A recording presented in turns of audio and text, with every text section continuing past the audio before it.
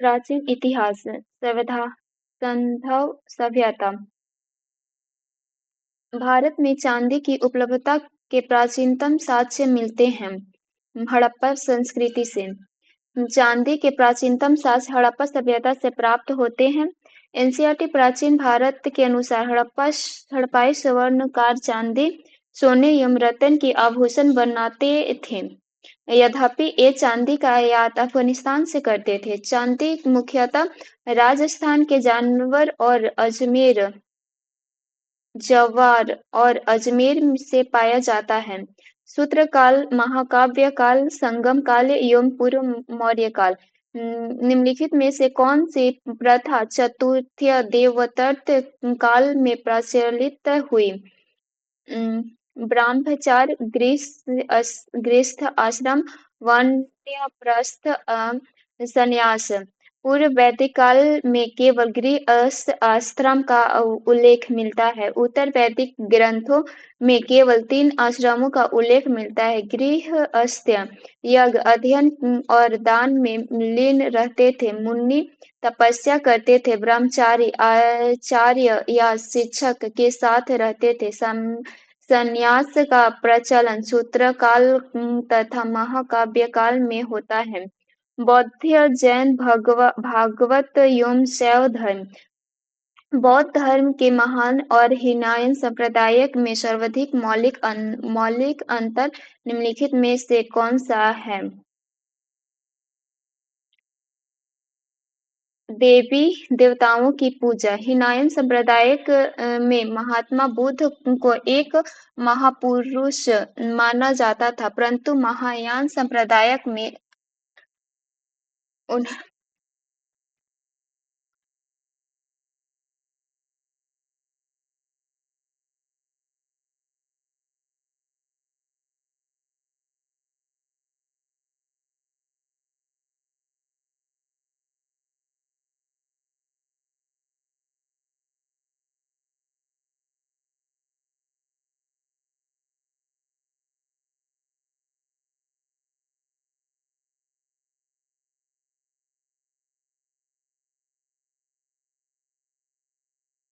हीनयान संप्रदाय में महात्मा बुद्ध को एक महापुरुष माना जाता था, परंतु महायान संप्रदाय में उन्हें देवता माना जाता था तथा उनकी पूजा की जाने लगी थी। इसी के साथ अनेक बोधिसत्व की पूजा भी आरंभ हुई है। जब तक जीवित हो रहो, सुख में जीवित रहो, चाहे इसके लिए ऋण ही लेना पड़े, क्योंकि शरीर के भस्मीभूत हो जाने पर पुनरागमन नहीं हो सकता। पुनर्जन्म का निषेध करने वाली यह उक्ति किसकी है? चावाक्यों को की। चाणक्य भारतीय दर्शन के नास्तिक संप्रदाय का अनिश्वरवादी, प्रत्यक्षवादी, भौतिकवादी तथा सुखवादी दर्शन है। चार्वाक दर्शन आत्मा के अस्तित्व तथा मोक्ष में विश्वास न करते हुए केवल भौतिक पदार्थ रूप शरीर की ही परम सत्ता मानता है। चार्वाक के अनुसार काम अर्थात इच्छाओं के तृप्त ही मानव जीवन का चरम लक्ष्य है। मनुष्य के सारे कार्य सुख की प्राप्ति के लिए ही होते हैं। चार्वाक के अनुसार यज्ञोवेते सुख जीवते ऋण कृत्य घृण पीपिते भस्मीभूष्य देहस्य पुनरागमन कुतु। अर्थात जब तक जिए सुख के लिए ऋण लेकर भी घी पी लेना चाहिए, क्योंकि शरीर भस्मीभूत नष्ट हो जाने के पश्चात पुनर्जन्म नहीं हो सकता। मौर्य एवं मौर्योत्तर काल। संस्कृत नाटकों में सामान्य पात्र विदूषक प्राय किस वर्ण का होता है? ब्राह्मण। सांस्कृतिक नाटकों में विदूषक का उपयोग बालिकादास भाषा आदि नाटककारों ने किया। किया है। यह प्रायः ब्राह्मण और वर्ण एवं वनराज का मित्र होता था। गांधार शैली की मूर्तिकला में बुद्ध का सारनाथ में हुए प्रथम धर्मोपदेश से संबद्ध प्रवचन मुद्रा का नाम है धर्मचक्र।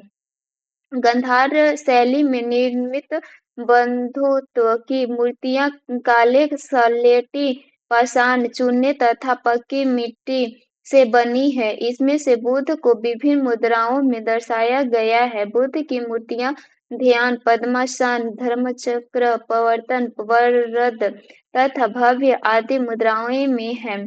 गुप्त काल गुप्तोत्तर काल एवं बौद्ध वंश।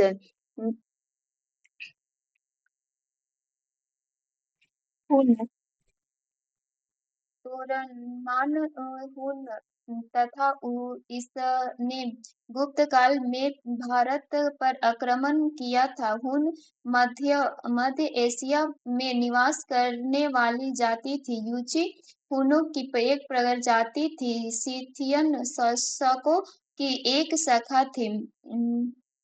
एको होल्क के उत्कीर्ण लेख में कवि कालिदास के नाम का उल्लेख वातापी नरेश पुलकेशिन द्वितीय के ऐहोला अभिलेख में हुआ है, जिसका रचनाकार रवि कृत्य तथा भारत के नेपोलियन के उपनाम से प्रसिद्ध गुप्त शासन समुद्रगुप्त के विजय अभियानों का वर्णन उसके दरबारी कवि हरिसेन द्वारा इलाहाबाद स्तंभ लेख में किया गया है। प्रयाग सरस्वती के अन्य नाम से भी अभिहित किए जाने वाला यह स्तंभ लेख उसी स्तंभ पर खुदा है जिस पर मौर्य शासक अशोक महान का अभिलेख उत्कीर्ण है। इसी स्तंभ से लेख में अशोक की रानी कारुबाकी के नाम का उल्लेख है। 800 से 1200 की राजनैतिक सामाजिक स्थिति। सरवनबेलगोला में गोमतेश्वर की मूर्ति का निर्माण किसने करवाया था? चामुंडराय। मुसूर कर्नाटक के गंगवंशी शासक के एक मंत्री चामुंडे राय ने कर्नाटक में श्रवणबेलगोला नामक स्थान में 10वीं शताब्दी के मध्य में बाहुबली गोमतेश्वर की विशाल प्रतिमा का निर्माण कराया है। यह प्रतिमा जैनियों के प्रथम तीर्थंकर वृषभदेव के पुत्र बाहुबली गोमतेश्वर की है। ज्ञातव्य है कि गोमतेश्वर की प्रतिमा जैन धर्म से संबंधित भारत की सबसे विशाल 17वीं ऊंची प्रतिमा है। गोमतेश्वर की प्रतिमा का महामस्तकाभिषेक बड़ी धूमधाम से प्रयोजित किया जाता था। मौर्य वंश का संस्थापक चंद्रगुप्त मौर्य ने अपना अंतिम समय कर्नाटक के श्रवणबेलगोला में ही बिताया है। यहीं पर चंद्रगुप्त मौर्य ने 298 ईस्वी पूर्व में लेखान उपवास द्वारा मृत्यु का वर्ण किया था। जैन धर्म को स्वीकार करने वाले प्राचीन भारत के राजा थे उदयन नंदराज चंद्रगुप्त मौर्य कलिंग नरेश खारवेल राष्ट्रकूट राज्य अमोघवर्ष तथा चेंदल शासक धंग। निम्नलिखित में से कौन सा प्राचीन भारत का निम्नलिखित में से कौन सा महत्वपूर्ण व्यापार केंद्र उस व्यापार मार्ग पर था जो कल्याण को वेगी से जोड़ता था? तागरा। प्राचीन भारत में गुप्तोत्तर काल का महत्वपूर्ण व्यापारिक केंद्र तागरा चालुक्यों की राजधानी कल्याणी को पूर्वी चालुक्य की राजधानी वेगी से जोड़ने वाले मार्गों पर स्थित था। ज्ञातव्य है कि ताम्रलिपि त्रिपुरी देवल थाना खंभात एवं भंडोच गुप्तोत्तर काल के अन्य प्रमुख बंदरगाह थे। गुप्तोत्तर काल में व्यापार वाणिज्य की अवनति तथा भूमि अनुदानों के फलस्वरूप सामंतवाद का उदय हुआ। एलोरा में गुफाएं और शैलकृतीय मंदिर हैं। हिंदू और बौद्ध और जैनियों के। एलोरा की गुफाएं महाराष्ट्र के औरंगाबाद जिले में वेरूण एलोरा नामक स्थान पर 7वीं से 9वीं शताब्दी के बीच निर्मित की गई है। इनमें से कुल 34 शैलकृतीय गुफाओं में गुफा संख्या 1 से 12 तक बौद्ध धर्म से, गुफा संख्या 13 से 29 तक हिंदू धर्म से तथा गुफा संख्या 30 से 34 तक की गुफा जैन धर्म से संबंधित है। एलोरा की गुफा में 10 चैत्यगृह है जो शिल्प देवता विश्वकर्मा को समर्पित है। ज्ञेय है कि एलोरा के गुफा मंदिर का निर्माण राष्ट्रकूट के समय किया गया है। इन गुफा मंदिरों में राष्ट्रकूट नरेश कृष्ण प्रथम द्वारा निर्मित कैलाश गुफा मंदिर सर्वोत्कृष्ट है। मध्यकालीन इतिहास दिल्ली सल्तनत। निम्नलिखित में से किस दिल्ली के 8 सुल्तान का प्रशासन देखा था? अमीर खुसरो। ऐसा माना जाता है कि अमीर खुसरो 1253 से 1325 ने दिल्ली सल्तनत के 8 सुल्तानों का शासन देखा था। इसका जन्म उत्तर प्रदेश एक एटा जिले के पटियाली गांव में हुआ था। यह सुल्तान नसीरुद्दीन मुहम्मद के समय दिल्ली आया था। गयासुद्दीन तुगलक के समय तक रहा। अमीर खुसरो को तुगलक ए हिंद के नाम से जाना जाता है। अमीर खुसरो खड़ी बोली का प्रवर्तक था। इसने आशिका, लैला मजनू, तुगलकनामा तथा हुनूह सिपेहर नामक पुस्तकों की रचना की। जियाउद्दीन बरनी ने तीखी ए फिरोज शाही मिन्हाज उस सिराज ने तबकाए ए नासिरी तथा अफीफ ने तारीख ए फिरोज शाही नामक पुस्तक की रचना की। राज्य के खर्च पर हज की व्यवस्था करने वाला पहला भारतीय शासक था। फिरोज शाह तुगलक। फिरोज शाह तुगलक 1388 सल्तनत का एक कल्याणकारी निरंकुश शासक था। अपने कल्याणकारी कार्यों के अंतर्गत फिरोज शाह तुगलक ने 5 बड़ी नहरें खुदवाई, 1200 फलों के बाग लगवाया, रोजगार दफ्तर की स्थापना की, मुस्लिम स्त्रियों, विधवाओं एवं लड़कियों की सहायता हेतु दीवान ए खैरात नामक नए विभाग की स्थापना की तथा दासों की देखभाल के लिए दीवानी ए बंदगान नामक नए विभाग की स्थापना की। इसके अतिरिक्त कट्टर सुन्नी मुसलमान फिरोज शाह तुगलक ने सरकारी राज्य खर्च पर मुसलमानों के लिए मक्का मदीना की हज यात्रा की व्यवस्था करने वाला प्रथम भारतीय शासक था। फिरोज ने हिंदू को जिम्मी इस्लाम स्वीकार न करने वाले कहा तथा हिंदू ब्राह्मणों पर भी जजिया कर लगा दिया। अकबर महान ने सन 1882 ईस्वी में दीन इलाही नामक नए धर्म को प्रवर्तित किया। बीरबल अकबर के दीन ए इलाही को स्वीकार करने वाले एकमात्र हिंदू थे।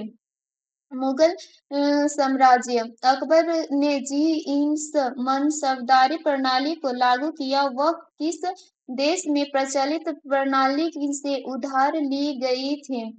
मंगोलिया।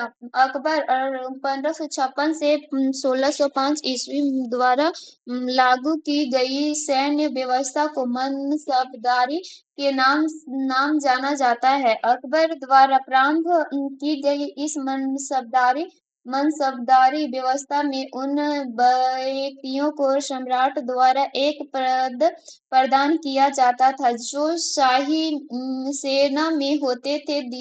दिए जाने वाले पद को मनसब एवं इसे ग्रहण करने वाले को मनसबदार कहा जाता था। अकबर तथा द्वारा लागू की गई मनसबदारी व्यवस्था मंगोल नेता चंगेज खां की दशमलव प्रणाली से उधार ली गई थी। मनसबदारी व्यवस्था में जात से व्यक्ति के वेतन और प्रतिष्ठा का तथा सवार सवार पद से घुड़सवार दस्तों की संख्या का ज्ञान होता था। मनसबदारों को वेतन नकद एवं जागीर दोनों रूप में दिया जाता था। जागीर के समय सवार पद में असल तथा सिंह अशपा की व्यवस्था की गई।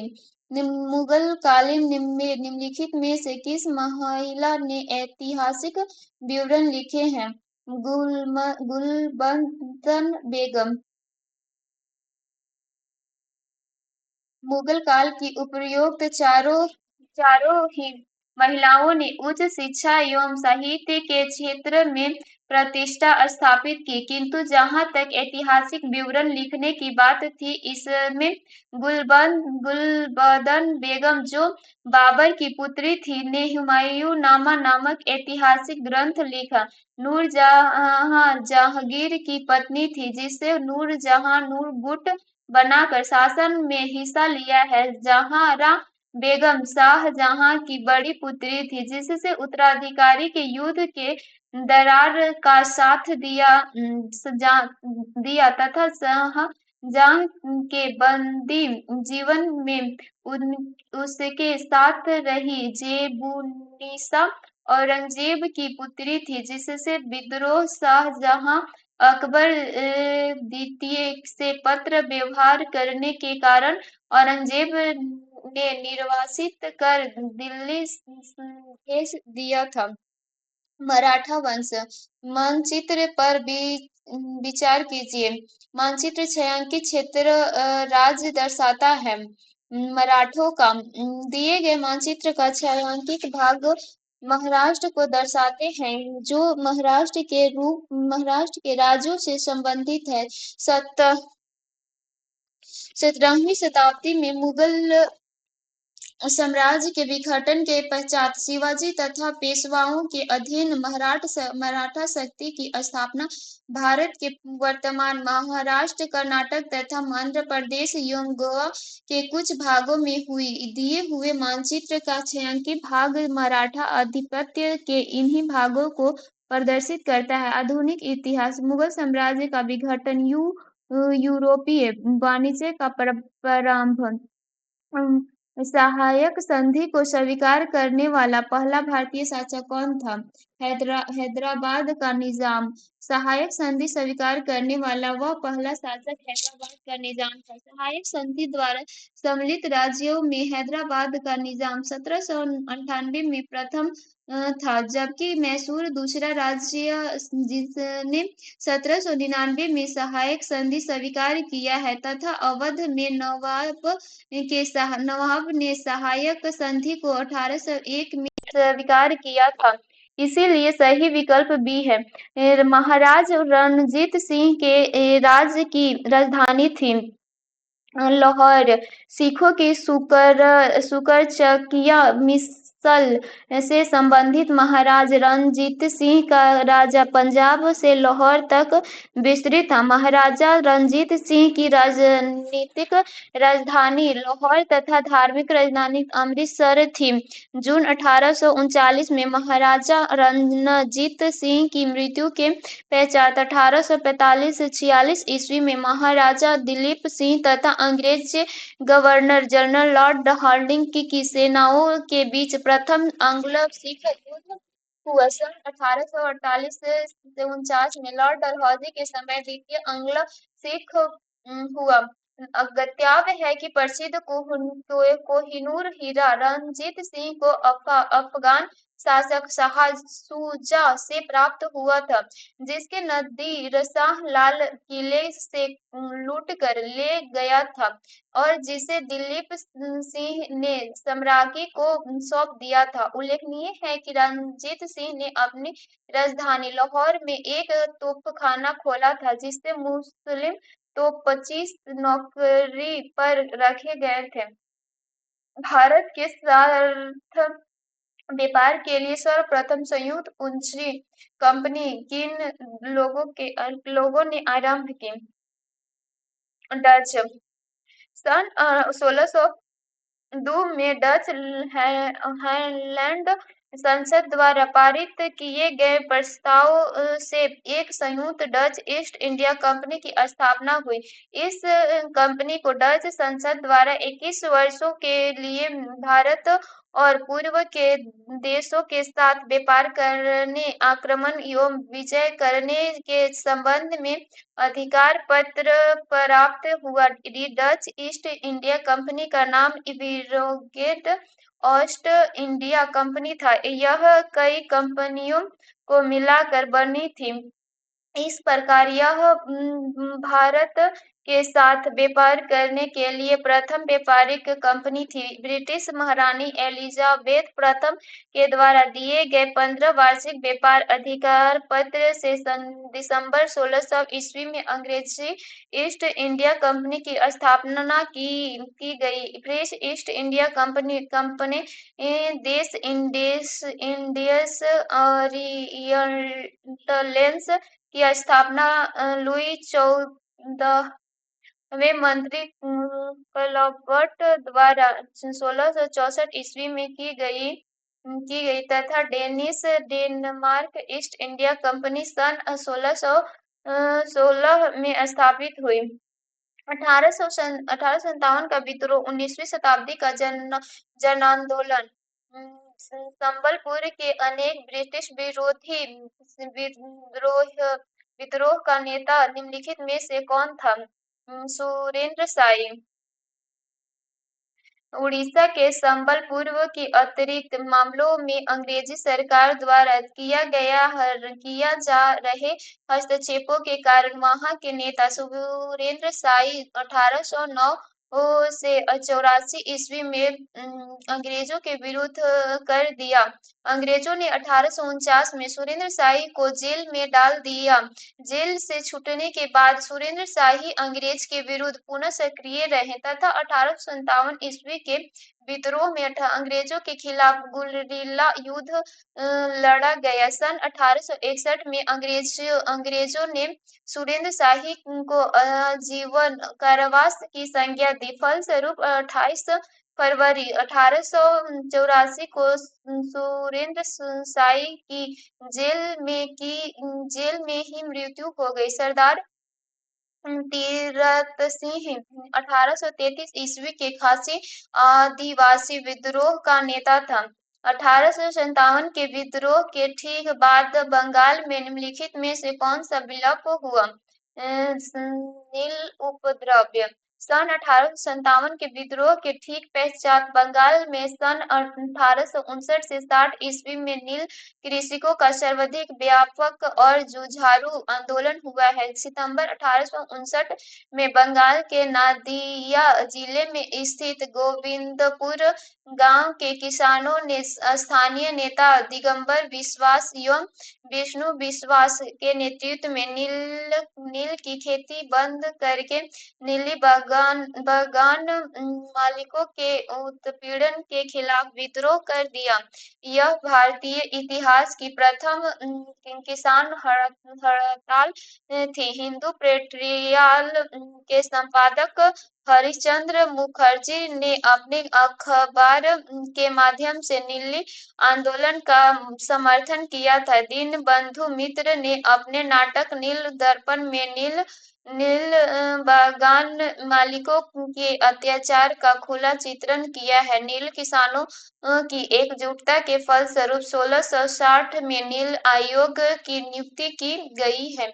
इस आयोग ने किसानों रैयतों को नील की खेती करने की बाध्यता से मुक्त कर दिया है। बना किसान विद्रोह 1873 से 76 ईस्वी में इंद्रशान राय एवं शुभपाल के नेतृत्व में हुआ है। बंगाल का सन्यासी विद्रोह 1770 से 80 ईस्वी के बीच तीर्थ यात्रा कर के विद्रोह हुआ। सन्यासी विद्रोह का उल्लेख बंकिम चंद्र चटर्जी ने अपने उपन्यास आनंद मठ में किया है। संस्थान आदिवासी विद्रोह भागलपुर एवं राजमहल में 1855 से 56 में सिंधु एवं कान्हू के नेतृत्व में हुआ था। प्रमुख संस्थाएं संध्या आयोग अधिनियम 1793 के बंगाल रेगुलेशन का विशिष्ट लक्षण क्या था? इसमें से सर्वोच्च न्यायालय की स्थापना का उपबंध था। उससे अंग्रेजी विधि का प्रयोग केवल अंग्रेजों के लिए ये सीमित हो गया था। उसमें हिंदुओं और मुसलमानों को स्वीकृत विधि को भी स्थान दिया गया था। उससे भारतीय विधि आयोग की नियुक्ति का उपबंध था। ऑप्शन नंबर सी सही है। सन 1793 ईस्वी के चार्टर एक्ट द्वारा कंपनी के व्यापारिक अधिकारों को 24 वर्ष के लिए बढ़ाया गया तथा गवर्नर जनरल के अधिकार तथा विस्तार बम्बई तथा मद्रास प्रेसिडेंसी पर भी कर दिया गया है। इस एक्ट द्वारा गवर्नर जनरल की परिषद के सभी सदस्यों को वेतन भारतीय कोष से दिए जाने का प्रावधान किया गया है। इसके अतिरिक्त 1793 के इस चार्टर एक्ट का सबसे विशिष्ट तत्व यह था कि इस एक्ट के द्वारा हिंदू एवं मुसलमानों की स्वीकृति सामाजिक गतिविधियों को भी मान्यता एवं स्थान प्रदान किया गया है। गत्यात्मक है कि भारत में सर्वोच्च न्यायालय की स्थापना सन 1773 के चार्टर एक्ट द्वारा तथा विधि आयोग और विधि सदस्य की नियुक्ति 1833 के चार्टर एक्ट द्वारा की गई थी। स्वतंत्रता संग्राम एवं राष्ट्रीय आंदोलन चंपारण संघ में निम्नलिखित में से किसके महात्मा गांधी का साथ दिया था? राजेंद्र प्रसाद और अनुग्रह नारायण सिन्हा। महात्मा गांधी ने अप्रैल 1917 में राजकुमार शुक्ल के निमंत्रण पर बिहार के चंपारण जिले में नील कृषकों पर किए जा रहे थे अत्याचार के विरुद्ध अपने प्रथम सत्याग्रह आंदोलन का सफल नेतृत्व किया है। चंपारण सत्याग्रह में महात्मा गांधी के साथ डॉक्टर राजेंद्र प्रसाद, अनुग्रह नारायण सिन्हा, नरहरि पारिख, मजहरुल हक, जे.बी. कृपलानी, ब्रिज किशोर तथा महादेवी देसाई भी थे। गांधी जी के इस प्रथम सत्याग्रह के परिणाम स्वरूप सरकार को अपना आदेश रद्द करना पड़ा तथा किसानों की समस्या को दूर करने के लिए सरकार ने एक समिति की नियुक्ति की जिसके सदस्य गांधी जी भी थे। महात्मा भिकाजी जी कामा, ए बरकतुल्लाह, पी.एस. अय्यर, महात्मा और एम्स राय में क्या बात समान थी? वे सभी प्रमुख क्रांतिकारी थे और स्वतंत्रता संग्राम आंदोलन की अवधि में भारत से बाहर विभिन्न देशों में काम कर रहे थे। महात्मा भिकाजिम कामा एवं बरकतुल्लाह बी.वी.एस. अय्यर और एम.एन. राय सभी प्रमुख क्रांतिकारी थे। स्वतंत्रता आंदोलन की अवधि में भारत से बाहर विविध देशों में काम कर रहे थे। महात्मा गांधी के पदार्पण से पूर्व भारत में राष्ट्रीय आंदोलन की दिशा में निम्नलिखित में से किन अंतर्राष्ट्रीय घटनाओं ने प्रभावित किया था?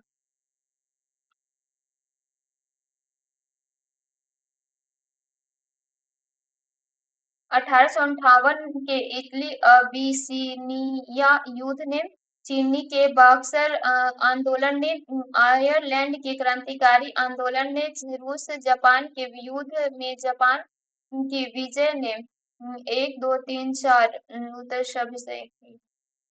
महात्मा गांधी जनवरी 1915 में दक्षिण अफ्रीका से भारत वापस आए तथा 1917 में सर्वप्रथम चंपारण बिहार से राष्ट्रीय आंदोलन में पदार्पण किया। महात्मा गांधी ने राष्ट्रीय आंदोलन में शामिल होने के पूर्व भारतीय स्वतंत्रता आंदोलन का उग्रवादी चरण में प्रवेश हो गया था तथा युवा आंदोलनकारी ताकत के बल पर अंग्रेजी सत्ता को उखाड़ फेंकने की चुनौती दे रहे थे। युवा को इस कार्य की प्रेरणा इटली इबिसिनिया युद्ध 1898, चीन के बक्सर आंदोलन, आयरलैंड के क्रांतिकारी आंदोलन तथा सन 1905 के रूस-जापान युद्ध में जापानी सेना की विजय की अंतर्राष्ट्रीय घटनाओं से प्राप्त हो रही थी। भारतीय क्रांतिकारी आंदोलन को सर्वाधिक प्रभावी जापान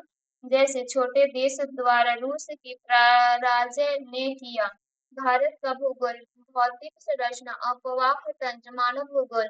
नीचे नीचे दिए गए भारत के मानचित्र पर विचार कीजिए। अखिल भारतीय जल विभाजक। प्रश्न में प्रस्तुत भाग में मानचित्र में प्रदर्शित की गई रेखा अखिल भारतीय जल विभाजन को इंगित कर रही है। उल्लेखनीय है कि विभिन्न अपवाह तंत्र से बहने वाली नदियों के शीघ्र भागों को पृथक करने वाली सीमा को जल विभाजक कहा जाता था। भारत में हरियाणा के अम्बा शहर को मुख्य जल विभाजक माना जाता था क्योंकि इसके पश्चिम में नदी पश्चिमी की ओर तथा उसके पूर्व में नदियां पूर्व की ओर प्रवाहित होती है। नर्मदा और ताप्ती नदियों का उद्गम स्थल मध्य भारत से होने के बावजूद जल विभाजक रेखा के पश्चिमी में होने से ये नदियां पश्चिम की ओर बहती है, जबकि पश्चिमी घाट से निर्गत जो नदियां जल विभाजक रेखा के पश्चिमी में है वे पश्चिम की ओर तथा जो रेखा के पूर्व की ओर है वे पूर्व की ओर प्रवाहित होती है। चंबल घाटी के खड़ों के निर्माण का कारण निम्नलिखित में से किस प्रारूप का प्रदर्शन है? अव अवनालिका क्षुद्र सरिता का विकसित रूप ही अवनालिका है। ये अवनालिकाएं यू एवं भी तथा सुरंग अवनालिका का आकार ग्रहण करके मृदा का अपरदन करती है। भारत में मालवा के पठार में स्थित चंबल नदी का बाह्य क्षेत्र अवनालिका अपरदन से सर्वाधिक प्रभावित क्षेत्र है। अवनालिका अपरदन के परिणाम स्वरूप ही चंबल घाटी में गहरे एवं खड़ों का निर्माण हो गया है। प्राचीन भारतीय ऐतिहासिक भूगोल में रचनाकर नामक सूचक था। हिंदी महासागर का भारत के प्राचीन ऐतिहासिक भौगोलिक विवरण भारत के प्राचीन वैदिक साहित्य में यंत्र तंत्र प्राप्त होते हैं। प्राचीन भारतीय ऐतिहासिक भूगोल में हिंद महासागर को रत्नाकर नाम से संबोधित किया गया था। तिब्बत के पठार की समुद्र तल से औसत ऊंचाई है 5 किमी।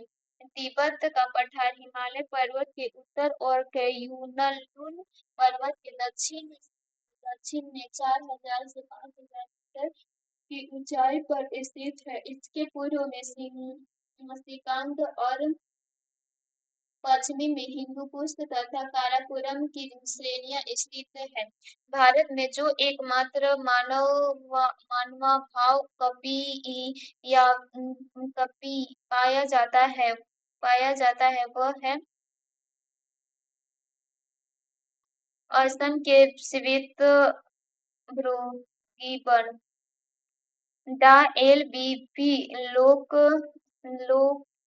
लोके ने सन 1962 में नए मानव जैसे जीव के निचले जबड़े तथा तालु की भारत खोज की। लगभग 140 लाख वर्ष पूर्व केनिया अफ्रीका में निवास करने वाला यह मानवभाव वो कभी एक हायोमिनाइड प्राइमेट श्वेताभ्रू गिबन था।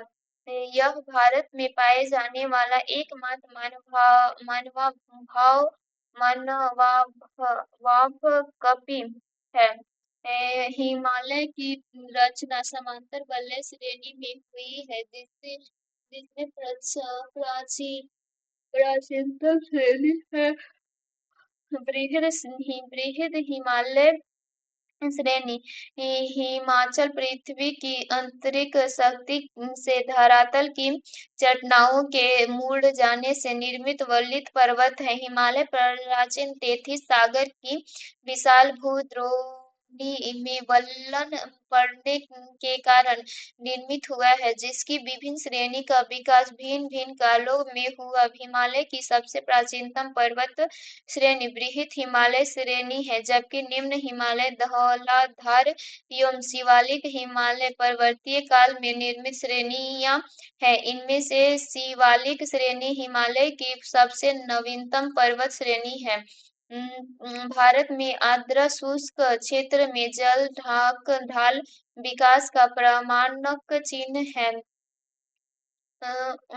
मृदा बंध भूसंरक्षण उपाय और वृक्षारोपण का उपकरण ताकि मृदा की नमी संरक्षित रहे और स्तंभहीन जल का पूरण होता रहे। दिए गए प्रश्न के अनुसार इसका उपयुक्त उत्तर बी है, क्योंकि उद शुष्क क्षेत्र महाराष्ट्र के कई गांवों में देखा जाता है। वहां की भूमि में मृदा बंध भू संरचना का उपाय और वृक्षारोपण का उपकरण है ताकि मृदा की नमी संरक्षित रहे और अंतर्भौम जल का पुनः पूर्ण होते रहे। यह एक दीर्घकालिक समाधान है। नीचे दिए हुए भारत के मानचित्र पर ध्यान दीजिए। दिए गए निर्देश के साथ मानचित्र को देखकर बताया कि वह किसके वितरण के संदर्भ में है। माध्य तापमान प्रश्न में प्रस्तुत भारत के मानचित्र को देखने से स्पष्ट है कि इसमें से भारत के मध्य तापमान को इंगित किया गया है। ग्रीष्म ऋतु में देश के पश्चिमी भाग राजस्थान गुजरात में सर्वाधिक तापमान पाया जाता है। शीत ऋतु में देश का तापमान निम्नतम स्तर तक पहुंच जाता है। ग्रीष्म तथा शीत ऋतुओं के बीच मार्च अप्रैल में देश में औसत मध्य तापमान पाया जाता है, जिसके वितरण को मानचित्र में दर्शाया गया है। मानसून वन मिट्टी सिंचाई परियोजना कृषि। नीचे दो वाक्यव दिए गए हैं, जिसमें से एक को कथन ए और दूसरे को कारण आर कहा गया है। गंगा के मैदान में यदि कोई पश्चिम और उत्तर पश्चिम को चले तो मानसूनी वर्षा घटती हुई मिलेगी।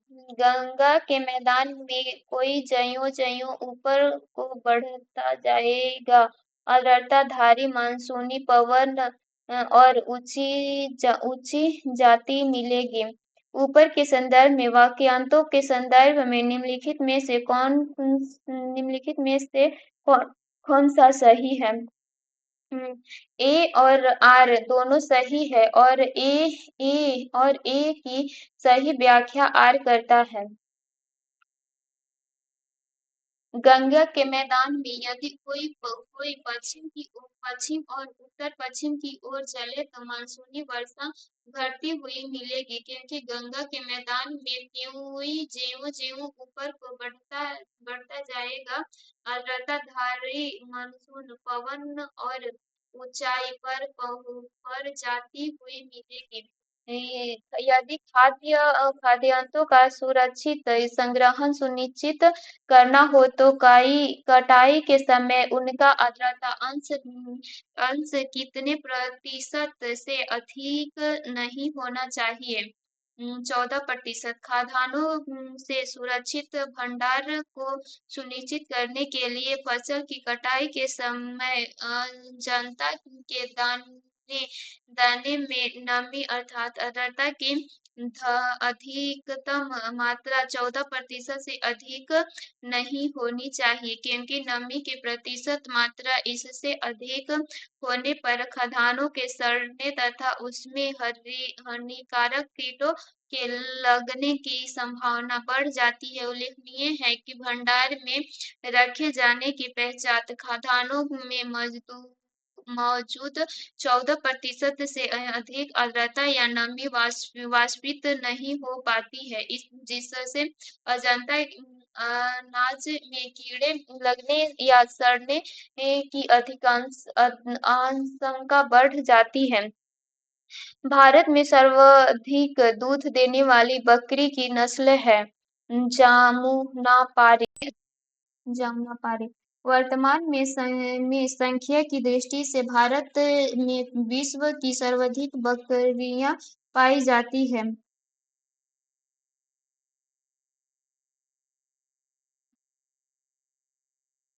निर्धनों को कामधेनु बकरी के दूध में आयरन एवं पोटेशियम की प्रचुर मात्रा रहती है, जिससे इसका दूध दूध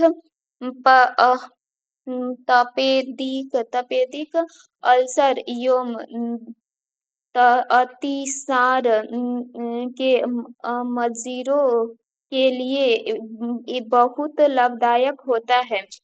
भारत में बकरी की सबसे बड़ी संख्या दिकाजी नस्ल जमुनापारी है, जो न केवल सर्वाधिक दूध देती है बल्कि मांस के लिए भी उत्तम नस्ल मानी जाती है। भारत की दुधारू बकरियों की नस्लें जमुनापारी बकरी, बीतल तथा झकराना है। ज्ञातव्य है कि देश में सर्वाधिक बकरी राजस्थान में पाई जाती है।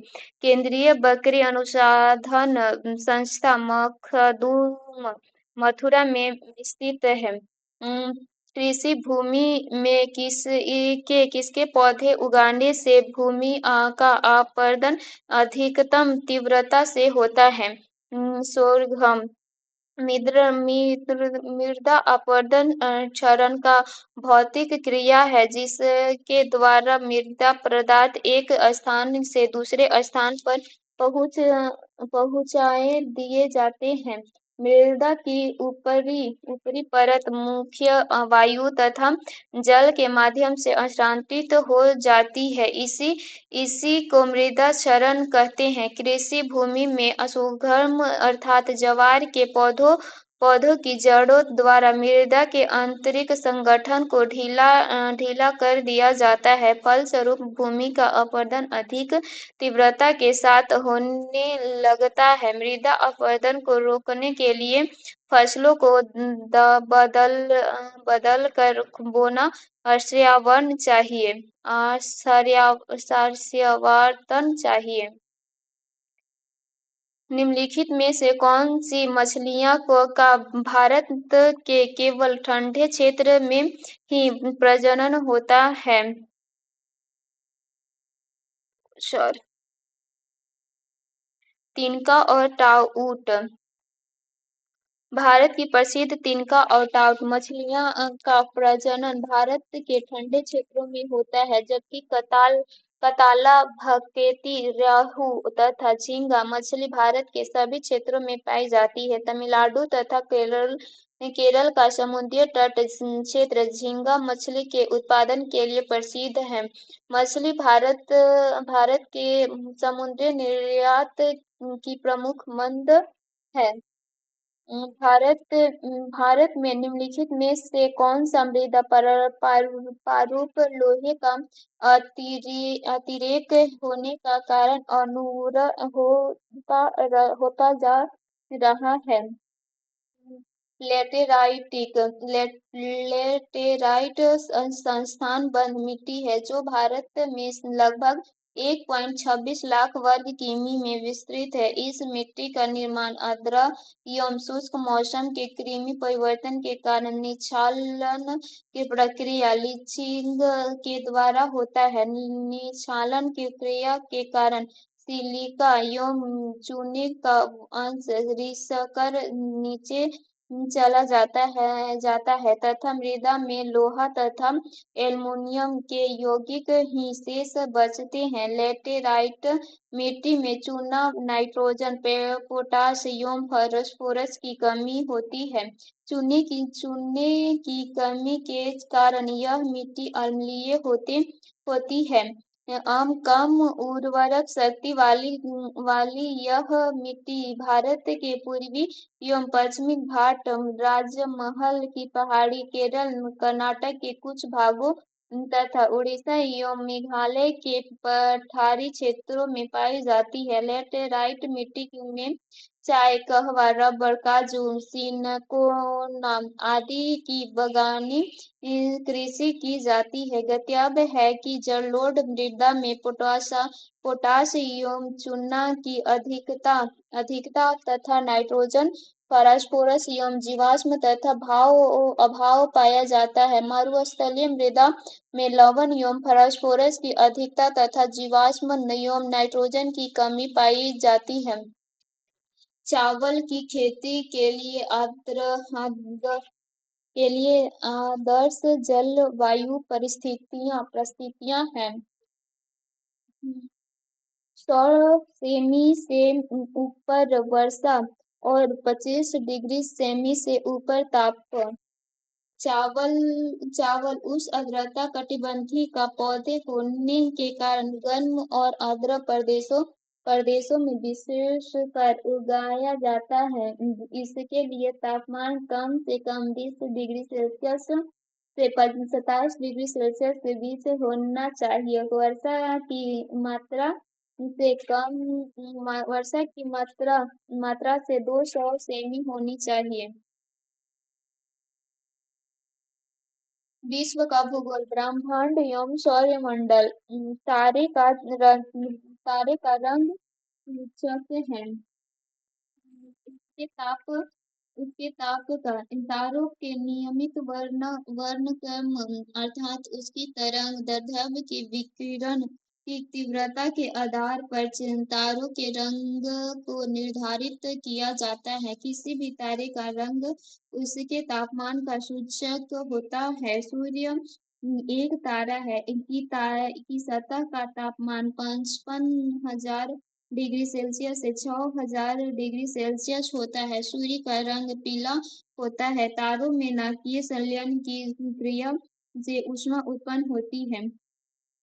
हमारी आकाश गंगा के केंद्र की परिक्रमा करने में सूर्य को समय लगता है 25 करोड़ वर्ष। आकाश गंगा असंख्य तारों का विशाल पुंज है जिनमें अधिकांश तारे आंखों द्वारा दिखाई नहीं पड़ते हैं। रात्रि को स्वच्छ आकाश में एक चमकदार मेहराब दिखाई पड़ती है। भारत में इसे आकाश गंगा, यूरोप में मिल्की वे तथा यूनान में इसे गैलेक्सी कहते हैं। आकाश गंगा के केंद्र की परिक्रमा करने में सूर्य को लगभग 25 करोड़ वर्ष का समय लगता है। एक ग्रह के दिन का मान और उसके अक्ष का झुकाव लगभग पृथ्वी के दिन मान और झुकाव के समतुल्य है। मंगल के विषय में। मंगल ग्रह के में पृथ्वी इनके समान ही ध्रुव पुलिस है। यह अपनी अक्ष पर 20 डिग्री के कोण पर झुका है जिसकी वजह से यहाँ पृथ्वी की तरह ही ऋतु परिवर्तन होता है। स्थल मंडल। नीचे दिए हुए मानचित्र पर ध्यान कीजिए। 1, 2, 3 और 4 अंकित स्थान क्रमशः निम्नलिखित द्वीपों के द्योतक हैं। योरा, वेद, अंतरीप, बाहमा और फाफेलैंड।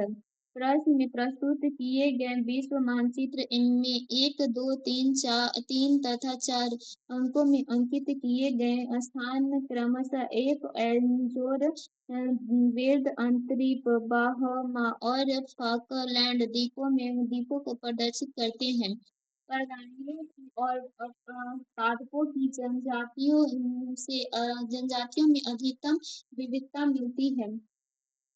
उष्णकटिबंधीय के आर्द्रता वनों में विषुवत रेखा के दोनों और 10 डिग्री उत्तरी तथा 10 डिग्री दक्षिणी अक्षांशों के बीच उष्णकटिबंधीय आर्द्र वन पाए जाते हैं। यहाँ वर्ष भर उच्च औसत तापमान लगभग 27 डिग्री सेल्सियस पाया जाता है तथा साल भर वर्षा होती रहती है। उच्च तापमान तथा उच्च आर्द्रता औसत वार्षिक वर्षा 200 सेमी के कारण ये वन सदाबहार, सघन तथा पूर्ण हरित होते हैं। यहाँ पर महगनी, ताड़, एबोनी, रोजवुड आदि के लंबे वृक्ष पाए जाते हैं। ये वन प्रदेश दक्षिण अमेरिका के अमेजन बेसिन, अफ्रीका के कांगो बेसिन तथा एशिया में मलेशिया एवं इंडोनेशिया में पाए जाते हैं। इस वन प्रदेश में प्राणियों की सर्वाधिक विविधता पाई जाती है।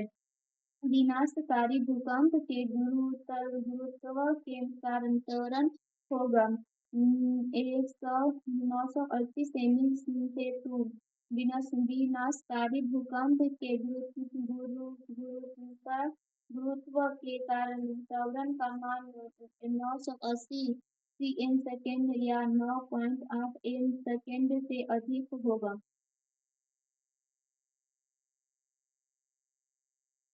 जब 83 डिग्री 30 सेकेंड पूर्व देशांतर पर मध्याह्न हो तब प्राप्त के 6.30 किस देशांतर के अंक पर बजेंगे?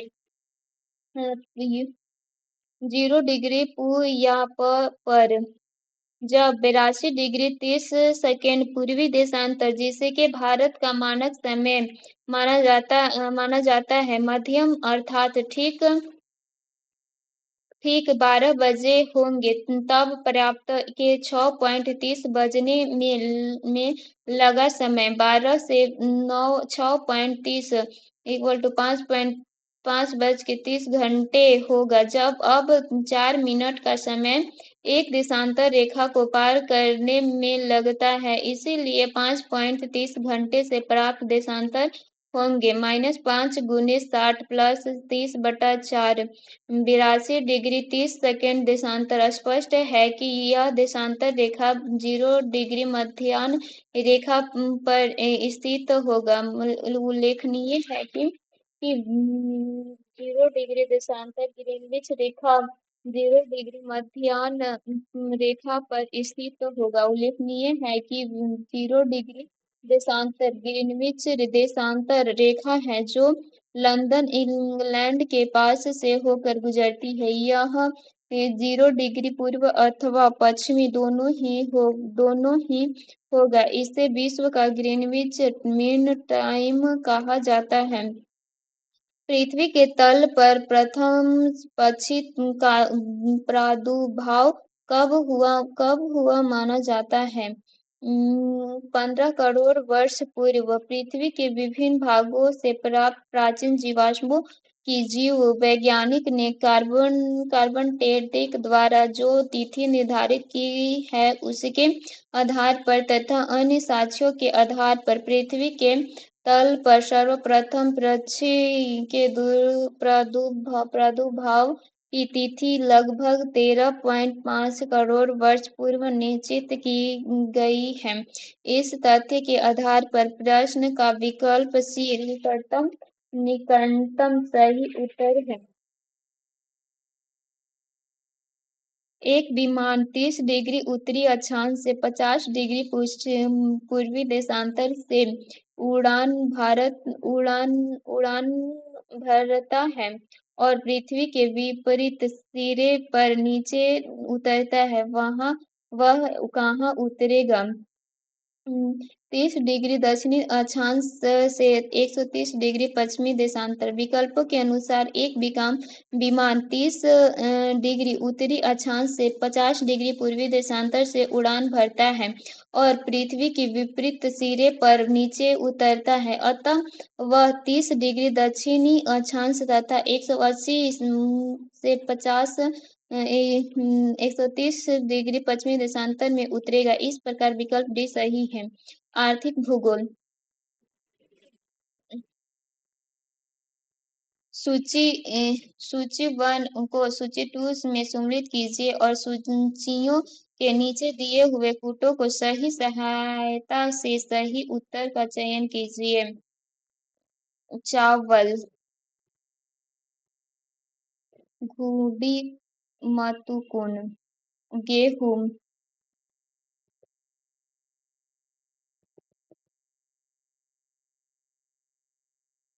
एफीड, गन्ना, शीघ्र प्रोहन वेधक सलभ, चना, तेलिया कर्तन सलभ। चावल जून जुलाई में बोई जाने वाली सर्वपरागित फसल है। मैग्रीनी कुल से चावल के पौधों का वनस्पति नाम ओराइजा सेटाइवा है। धान चावल के पौधे का फसलनाशी कीट घुड़ी मनकुन है। नवंबर दिसंबर में बोई जाने वाली फसल गेहूं। क्षेत्रफल तथा उत्पन्न दोनों ही दृष्टि से धान के बाद विश्व की दूसरी महत्वपूर्ण खाद्यान्न फसल है। गेहूं की फसल में एडिस नामक फसलनाशी कीट होता है। दलहनी फसल चना में नुकसान पहुंचाने वाला कीट तेलिया वर्ग शलभ है। चीनी उद्योग में आधारभूत नकदी फसल गन्ना का फसलनाश कीट शीर्ष परोह वेधक शल्क है।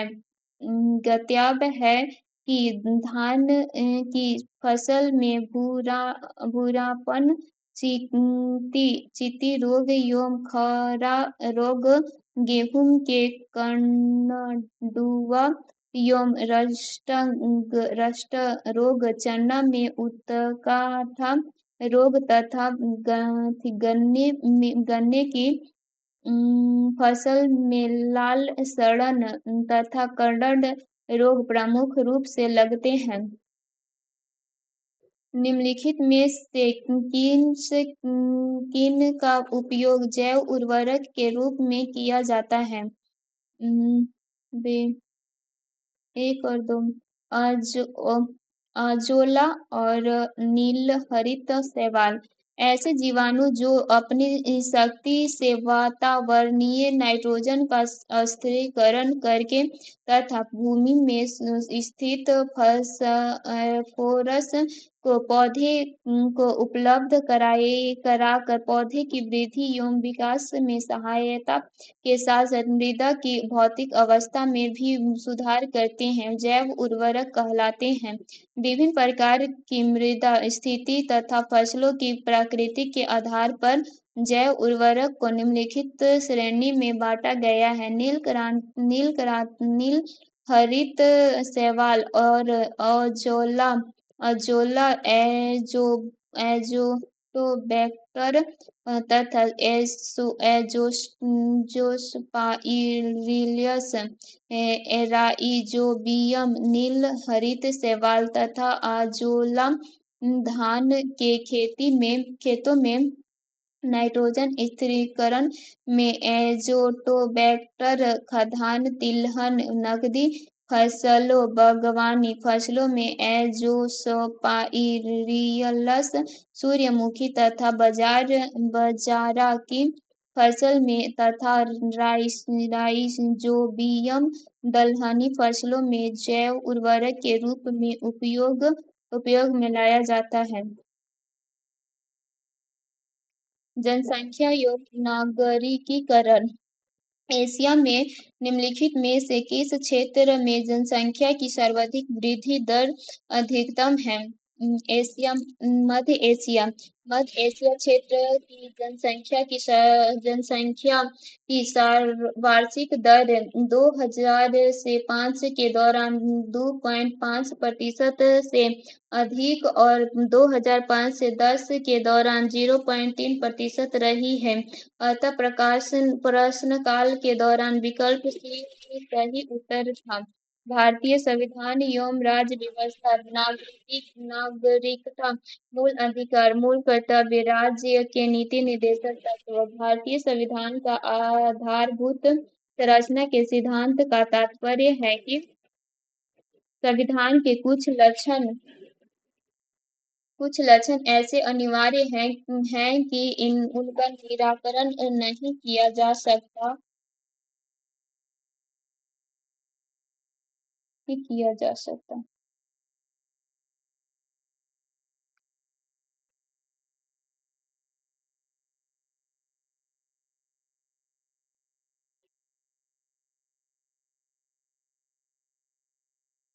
यह सब सर्वोच्च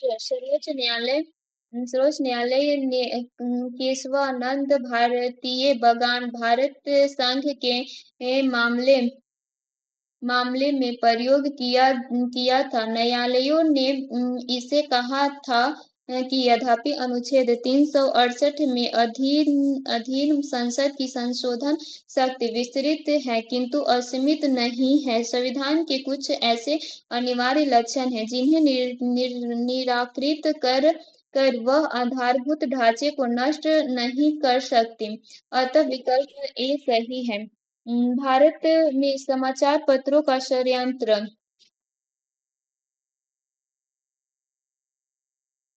संविधान के अनुच्छेद 19(1)(ए) में प्रत्याभूत अभिव्यक्ति के व्यापक षड्यंत्र में निहित है।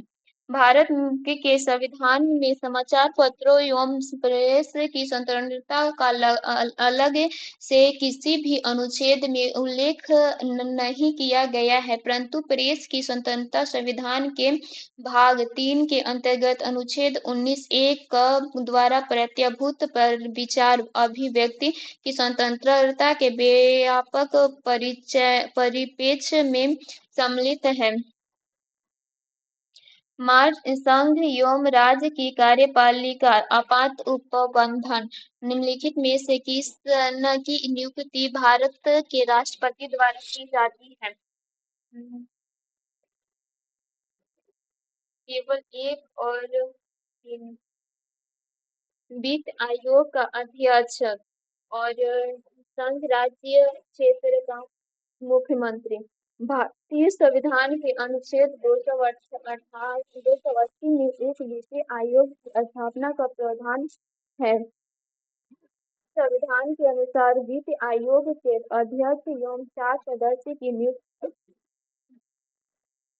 नियुक्ति भारत के राष्ट्रपति द्वारा 5 वर्ष के लिए की जाती थी। वित्त आयोग का कार्य केंद्रीय कर राजस्व तथा केंद्रीय सहायता अनुदान में राज्यों के हिस्से का निर्धारण करना है। वित्त आयोग के अध्यक्ष तथा सदस्यों की भांति ऐसे संघ राज्य क्षेत्र जहाँ पर विधानसभा का अस्तित्व है, इनके मुख्यमंत्री की भी नियुक्ति राष्ट्रपति द्वारा की जाती है। गत्यांतर है कि दिल्ली तथा पुडुचेरी ऐसे केंद्र शासित क्षेत्र हैं जहां पर विधानसभा के गठन का प्रावधान है। इन दोनों संघ राज्यों के मुख्यमंत्री की नियुक्ति राष्ट्रपति द्वारा की जाती है। प्रधानमंत्री योजना आयोग का प्रधान अध्यक्ष होता है। योजना आयोग के उपाध्यक्ष की नियुक्ति प्रधानमंत्री द्वारा ही की जाती है। विधानमंडल मंत्रिपरिषद।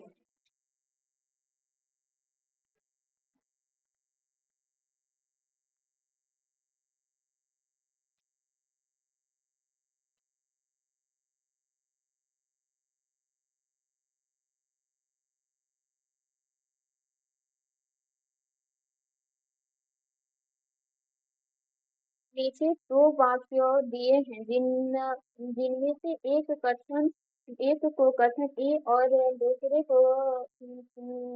को कारण आर कहा गया है। भारत में केंद्रीय लोकसभा और राज्यों की विधान सभा के निर्वाचन में सदस्यों की बहुमत पाने वाला राजनीतिक दल ही सरकार बनाते रहे हैं, न कि मतों का बहुमत पाने वाले। बहुमत प्रणाली पर आधारित निर्वाचन में प्राप्त मतों की अपेक्षित बहुलता के आधार पर ही परिणाम का निर्णय होता है।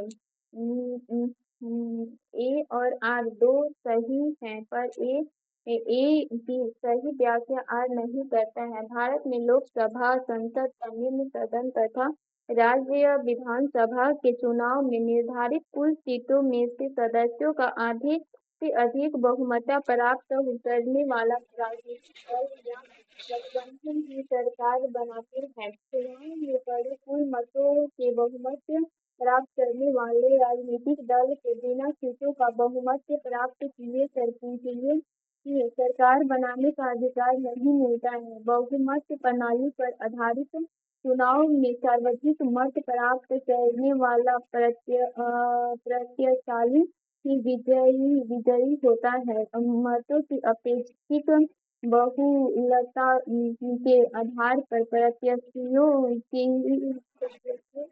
हार जीत निश्चित होती है। निम्नलिखित में से कौन सा कथन सही है?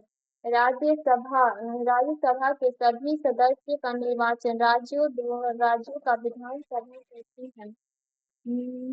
उपराष्ट्रपति राज्यसभा का पदेन सभापति होता है, अतः राज्यसभा का कोई सदस्य ही उपराष्ट्रपति पद के लिए चुनाव लड़ सकता है। लोकसभा और राज्यसभा में एक बात में अंतर है कि लोकसभा का निर्वाचन तो कोई प्रत्याशी भारत के किसी भी राज्य से लड़ सकता है, पर राज्य सभा का प्रत्याशी सामान्य वही का होना चाहिए जहाँ से वह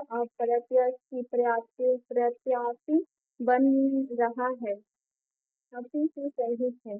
इस प्रश्न के हल के लिए हमें सभी विकल्पों पर विचार करना होगा। विकल्प ए का परीक्षण करने पर हमें पता है कि राज्यसभा में 12 मनोनीत सदस्य भी होते हैं। विकल्प बी से प्रमुख राष्ट्रपति पद के उम्मीदवारों के लिए यह आवश्यक है कि वह राज्य सभा का सदस्य बनने की योग्यता रखता हो, न कि राज्यसभा का सदस्य हो।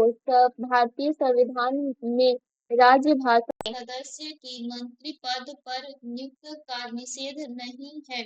प्रश्नकाल के दौरान विकल्प सी सही तथा, परंतु वर्ष 2003 में संशोधन कर सरकार ने राज्य के निवासी होने की बाध्यता समाप्त कर दी है। अतः वर्तमान परिप्रेक्ष्य में चारों विकल्प गलत है। संघ एवं राज्य संबंध प्रशासन जम्मू कश्मीर राज्य निम्नलिखित में से किसने विनिर्धारित होता है कि भारत का संविधान परिसंघीय है? केंद्र और राज्यों के बीच शक्ति का विवरण। भारतीय संघ व्यवस्था पर भली भांति दृष्टिपात करने से जो तथ्य सामने आता है वह यह है कि यद्यपि हमारे संविधान का स्वरूप सकारात्मक है तथापि उसकी आत्मा एकात्मक है। दूसरे शब्दों में जहाँ एक तरफ संघात्मक व्यवस्था अपनाने पर भी हमारे संविधान का झुकाव एकात्मक व्यवस्था की ओर अधिक है, वहीं दूसरी तरफ केंद्र और राज्यों के बीच शक्तियों के विवरण से स्पष्ट होता है कि भारत संविधान परिसंघीय है। एक संघात्मक शासन व्यवस्था के लिए कुछ शर्तों का होना आवश्यक है, जैसे एक लिखित एवं अन्य संविधान को शक्तियों का विभाजन, 3 स्वतंत्रता न्यायपालिका, 4 संविधान की सर्वोच्च आदि उपयुक्त विकल्पों में से अधिक विकल्प सही है, परंतु सर्वाधिक मान्य विकल्प केंद्र और राज्यों के बीच शक्तियों का वितरण है। केंद्र राज्य संबंधों को विशेष रूप से किस प्रसंग में म्यूनिसिपल संबंध कहा गया है? वित्तीय मामलों में राज्य पर केंद्र के नियंत्रण के प्रसंग में।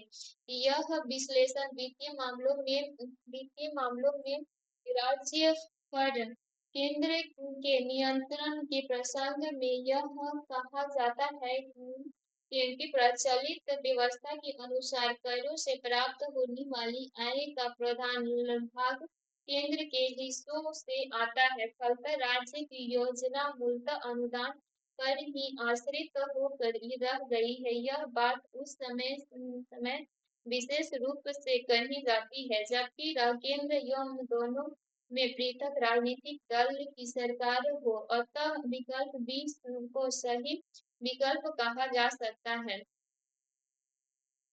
न्याय व्यवस्था संघ एवं राज्य। उच्च न्यायालय की परामर्शी अधिकारिकता के विषय में निम्नलिखित में से कौन से कथन सही है? उच्च न्यायालय के लिए यह बाध्यकारी है कि वह राष्ट्रपति द्वारा निर्देशित किसी भी मामले में अपना मत व्यक्त करे।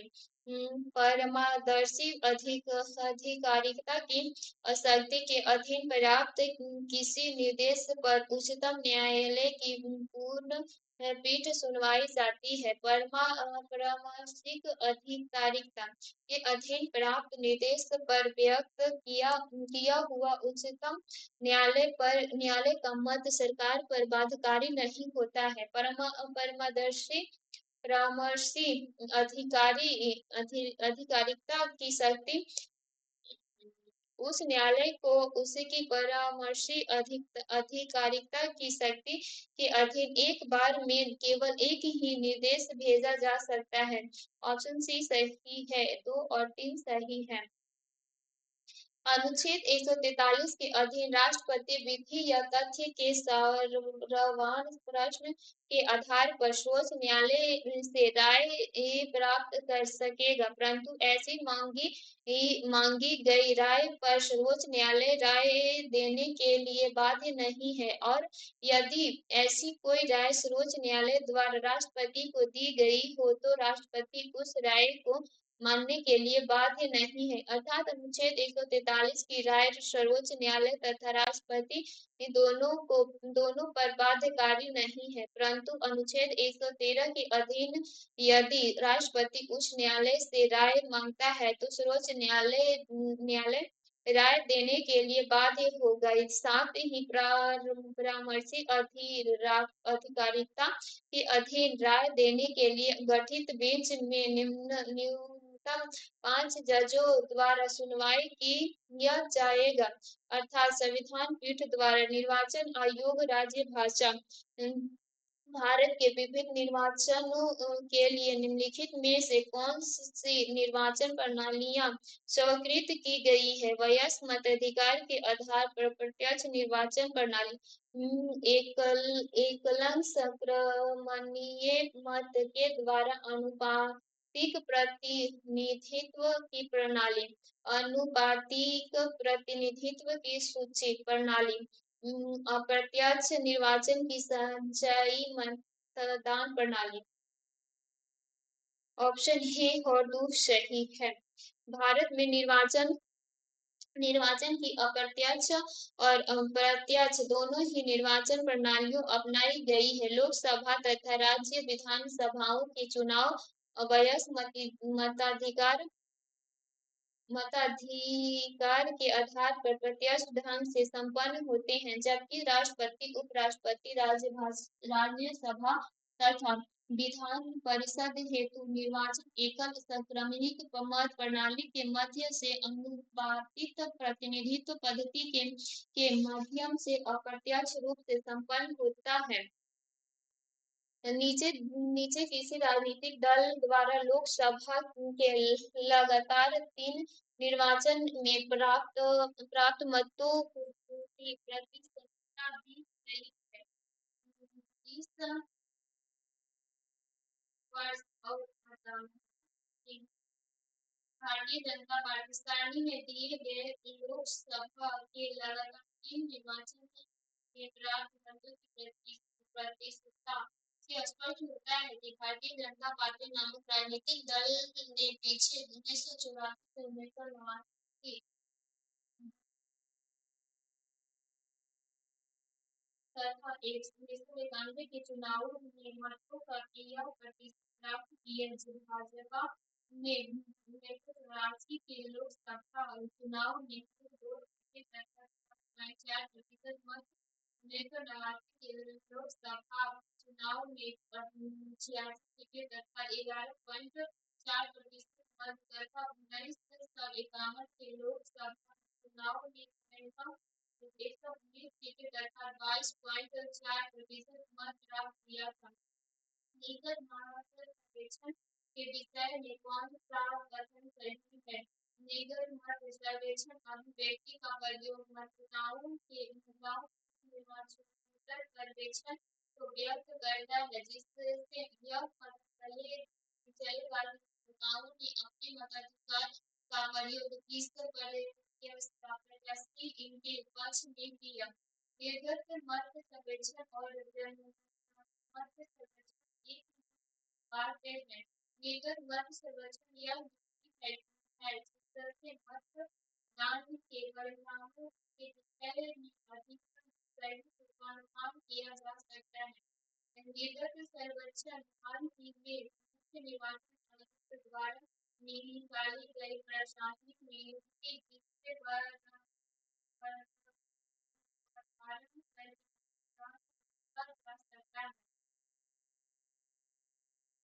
लीगल समाज सर्वेक्षण मीडिया द्वारा किसी चुनाव के समय मतदान करके निकलने वाला मतदाताओं द्वारा विभिन्न पार्टियों प्रत्याशियों के पक्ष में किए गए मतदान के अध्ययन एवं विश्लेषण पर आधारित नियुक्ति है, जिसके द्वारा मतगणना के परिणामों के बारे में सही पूर्वानुमान लगाने का प्रयास किया जाता है। भारत के निर्वाचन आयोग के निम्नलिखित में से कौन से कृत्य हैं? लोकसभा के अध्यक्ष और उपाध्यक्ष तथा राज्यसभा के सभापति पदों के लिए निर्वाचन करवाना, नगर पालिकाओं और नगर निगमों के लिए निर्वाचन करवाना। नीचे नीचे दिए हुए उत्तरों के सही उत्तर का चयन कीजिए। उपयुक्त इनमें से कोई नहीं। उपयुक्त प्रश्नों में संकेत का कार्य सदैव सिग्नल करते हैं। संकेत दो का कार्य राज्य निर्वाचन आयोग का है, जबकि संकेत तीन के लिए न्यायालय का है। यह विकल्प डी सही उत्तर है। अर्थव्यवस्था आर्थिक नियोजन एवं राष्ट्रीय और आय बजट पूर्ववर्ती योजना की तुलना में 8वीं पंचवर्षीय योजना में मुख्य परिवर्तन है। लोक क्षेत्र के परिव्यय में प्रभुत्व कमी। प्रश्नकाल के दौरान 8वीं पंचवर्षीय योजना में यह प्रस्ताव किया गया था कि सार्वजनिक क्षेत्र में 45% विनियोग किया जाएगा और निजी क्षेत्र द्वारा विनियोग में 55% का योगदान किया जाएगा। स्पष्टताएं सार्वजनिक क्षेत्र के प्रति हमारे दृष्टिकोण में परिवर्तन के कारण निजी क्षेत्र में विनियोग की ओर अधिक झुकाव हुआ है। तुलना की दृष्टि से यह उल्लेखनीय कारण स्वीकार हुआ है कि 5वीं योजना के दौरान सार्वजनिक क्षेत्र में विनियोग का भाग लगभग 58% था, जो 6वीं योजना में 59% दसवीं योजना में लगभग 48% तथा परंतु 8वीं योजना में केवल 45% की परिपूर्ति किया गया। यद्यपि 1991 में बाजार अर्थव्यवस्था संगीत कर ली गई, फिर भी राष्ट्रीय आर्थिक योजना अभी चालू है। इस तरह की इसका मुख्य कारण क्या है? वर्षीय योजना बाजार समर्थक रीति से अर्थव्यवस्था को दीर्घकालिक परिप्रेक्ष्य प्रदान कर सकती है।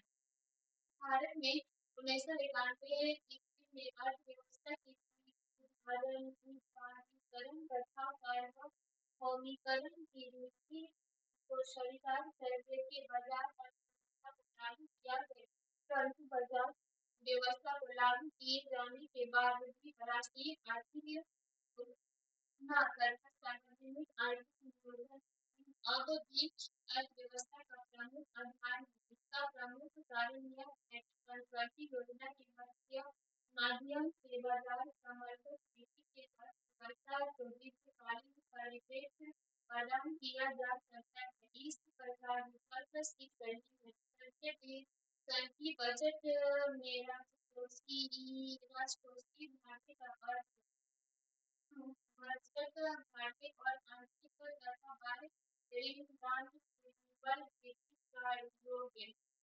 राजकोष के घाटा बजट के राज्य व्यय विकल्प व्यय उधार छोड़कर बजट प्राप्ति राजस्व प्राप्ति उधार छोड़कर पूंजीगत प्राप्ति राजकोष की घाटा कहलाता है। राजकोषीय घाटे की वृद्धि आंतरिक तथा आर्थिक स्थिरता को प्रभावित करती है। अर्थव्यवस्था को ऋण चाल की ओर ले जाती है तथा पूंजी बाजार इसके संसाधनों को क्राउड आउट करती है। कृषि उद्योग एवं व्यापार 1950 से 90 की अवधि में भारत में धान का उत्पादन बढ़कर 3 गुने से अधिक हो गया है। फिर भी सही अर्थ में आत्मनिर्भरता, जिसका तात्पर्य है भूख से मुक्ति, नहीं प्राप्त की जा सकती है। इसके निम्नलिखित में से कौन कौन से कारण हैं?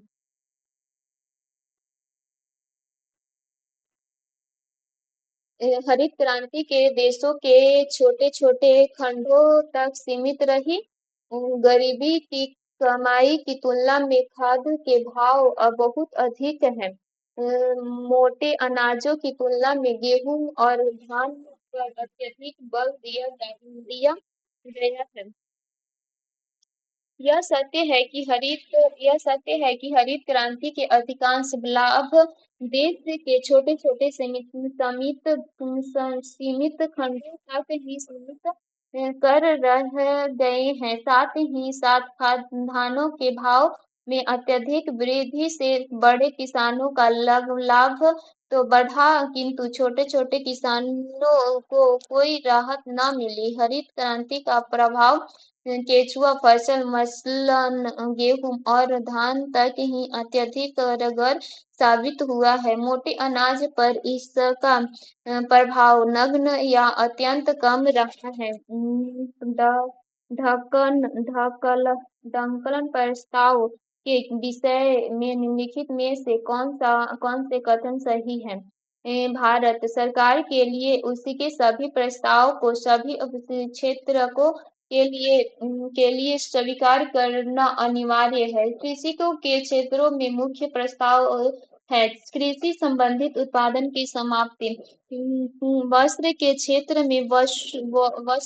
में वह बहुमतीय करार के परिवर्तन को दोहराता है। प्रस्तावों को संसद पहले ही स्वीकार कर चुकी है। केवल 1 और 2 सही आंसर है।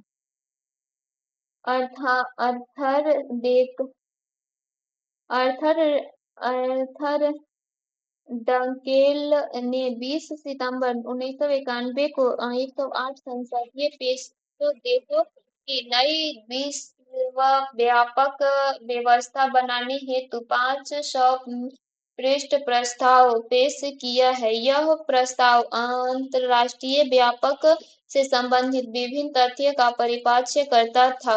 इसके अंतर्गत तटकर तथा गैर तटकर अवरोध और बचाव, कृषि सब्सिडी, व्यापार से संबंधित बौद्ध संपदा अधिकार, श्रेष्ठ व्यापक व्यापार से संबंधित निवेश उपाय, ट्रेस्टिम आदि तथ्यों पर चर्चा की गई है। वास्तव में प्रस्ताव का मूल्य उद्देश्य विकासशील देशों के निजी पेटेंट कानूनों को समाप्त करना है, क्योंकि इन देशों के पेटेंट कानून बहुराष्ट्रीय निगमों जो कि अधिकांशतः अमेरिका और इसके साथ ही देशों के हैं के लिए के हित के विरुद्ध है। इस प्रस्ताव का सबसे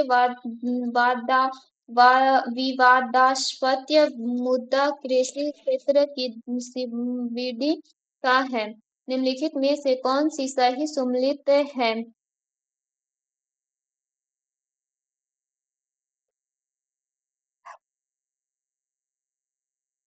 केवल 1 और 3। प्रथम सूती मिल की स्थापना 1854 बम्बई में और प्रथम सीमेंट फैक्ट्री की स्थापना 1904 मद्रास में। प्रथम मशीन निर्मित कागज निर्माण 1832 में रिसरा पंजाब में हुआ था। प्रथम एकल सूती मिल की स्थापना 1854 में बम्बई के पास तथा प्रथम सीमेंट फैक्ट्री की स्थापना 1904 में मद्रास के पास की गई थी। प्रति 100 हेक्टेयर स्थल कृषि क्षेत्र में मवेशियों की संख्या का घनत्व सबसे अधिक है। ठीक है। हरियाणा में 10 प्रति प्रति 10 हेक्टेयर सकल कृषि क्षेत्र में मवेशियों की संख्या की सर्वाधिक घनत्व हरियाणा राज्य में है। उल्लेखनीय है कि हिसार हरियाणा में ही केंद्रीय भैंस अनुसंधान संस्थान की स्थापना की गई है। सन 1998 से भारत के विश्व का सबसे बड़ा दुग्ध उत्पादक देश है। प्रमुख उत्पादक राज्य निम्नलिखित है। उत्तर प्रदेश, पंजाब, राजस्थान तथा आंध्र प्रदेश। पशुधन के विकास के लिए प्रथम पंचवर्षीय योजना में मूलग्राम योजना 1964-65 में संघन पशु विकास कार्यक्रम तथा 1970 में भारतीय डेयरी निगम एवं श्वेत क्रांति ऑपरेशन फ्लड योजना संचालित की गई। भारत में सबसे अधिक व्यापक परिवहन यद्यपि रेलवे भारत में सबसे अधिक व्यापक परिवहन संसाधन है, पर स्वतंत्रता के बाद की अधिकांश अवधि में सड़क परिवहन को सर्वाधिक प्रोत्साहन मिला है। इसके निम्नलिखित में से कौन कौन से कारण हैं? 1, 2, 4। रेल परिवहन परिचालन में सस्ता है, पर उसकी संबंध पूंजी लागत बहुत अधिक है और मानव बस्ती का भौगोलिक विस्तार इतना अधिक है कि केवल रेलवे से ही परिवहन की सारी आवश्यकताओं की पूर्ति की आशा करना अवास्तविक है। और रेलवे का परिरूप अविभाजन होने के कारण जनता के लिए प्रायः इसका लाभ उठाना उनका सुविधाजनक नहीं होता, जिनका निजी कारकों, बसों तथा दुपहिया वाहनों से लाभ उठाना होता है। रेलवे भारत में परिवहन का सबसे बड़ा साधन तथा सबसे बड़ा नियोक्ता स्थान है। भारतीय रेलवे विश्व का दूसरा सबसे बड़ा रेलवे नेटवर्क है। इसके बावजूद स्वतंत्रता के पश्चात रेलवे की अपेक्षा सड़क परिवहन को अधिक प्रोत्साहन मिलता है। सड़क परिवहन की अधिकता का कारण रेलवे परिवहन के परिचालन के सस्ते होने पर भी उसकी संबंध पूंजी लागत का अधिक होना, व्यापक भौगोलिक क्षेत्र में विस्तृत मानव बस्ती की परिवहन आवश्यकताओं की पूर्ति करने में रेलवे परिवहन की असमर्थता तथा रेलवे का अविभाज्य स्वरूप के रूप में जनता के लिए निजी वाहनों की अपेक्षा रेलवे सेवा को प्राप्त करने में होने वाली असुविधा प्रमुख है। निम्नलिखित में से किन परियोजनाओं के लिए राष्ट्रीय नवीकरण निधि की स्थापना की गई? एक और दो। लघु रंगून लघु उद्योग की पुनः संरचना के लिए और औद्योगिक पुनः संरचना के प्रक्रम में छंटने के लिए फलस्वरूप विस्थापित होने के कामगारों की सहायता के लिए औद्योगिक औद्योगिक आधुनिकीकरण एवं तकनीकी विकास के परिणाम स्वरूप प्रभावित होने वाली तथा बंद की जाने वाली रंगनू औद्योगिक इकाइयों की स्थापित श्रमिकों की सहायता से पुनः स्थापना के लिए फरवरी 1992 में एक राष्ट्रीय नवीकरण निधि की स्थापना की गई। इसके उद्देश्य निम्नलिखित हैं। उद्देश्यों की वर्तमान जन क्षमताओं की आधुनिकीकरण तथा प्रौद्योगिकी उन्नति के लिए परिणाम स्वरूप पैदा होने वाली परिस्थितियों में कर्मचारी के पुनः परीक्षण तथा पुनः नियोजन की लागत को पूरा करने के लिए फर्मों को सहायता प्रदान करना, सरकारी और निजी दोनों क्षेत्रों में औद्योगिक उपकरणों की पुनः संरचना, औद्योगिकीकरण इकाइयों के बंद होने की स्थिति में प्रभावित कर्मचारी को मुआवजे हेतु धन राशि प्रदान करना और नए रोजगार सृजन करने के लिए भिन्न भिन्न औद्योगिक परियोजनाओं के लिए धन उपलब्ध कराना, प्रभावित श्रमिकों के पुनर्स्थापना हेतु विभिन्न केंद्र स्थानों में कार्यक्रमों का संचालन directorate general of employment and training द्वारा किया जाता है। मुद्रा बैंकिंग एवं कर प्रणाली, केंद्र राज्य वित्तीय संबंध, रुपए की परिवर्तनीयता का तात्पर्य है रुपए को अन्य प्रमुख मुद्रा और अन्य प्रमुख मुद्राएं के रूप में मुख्य रूप में परिवर्तन करके देने की अनुमति।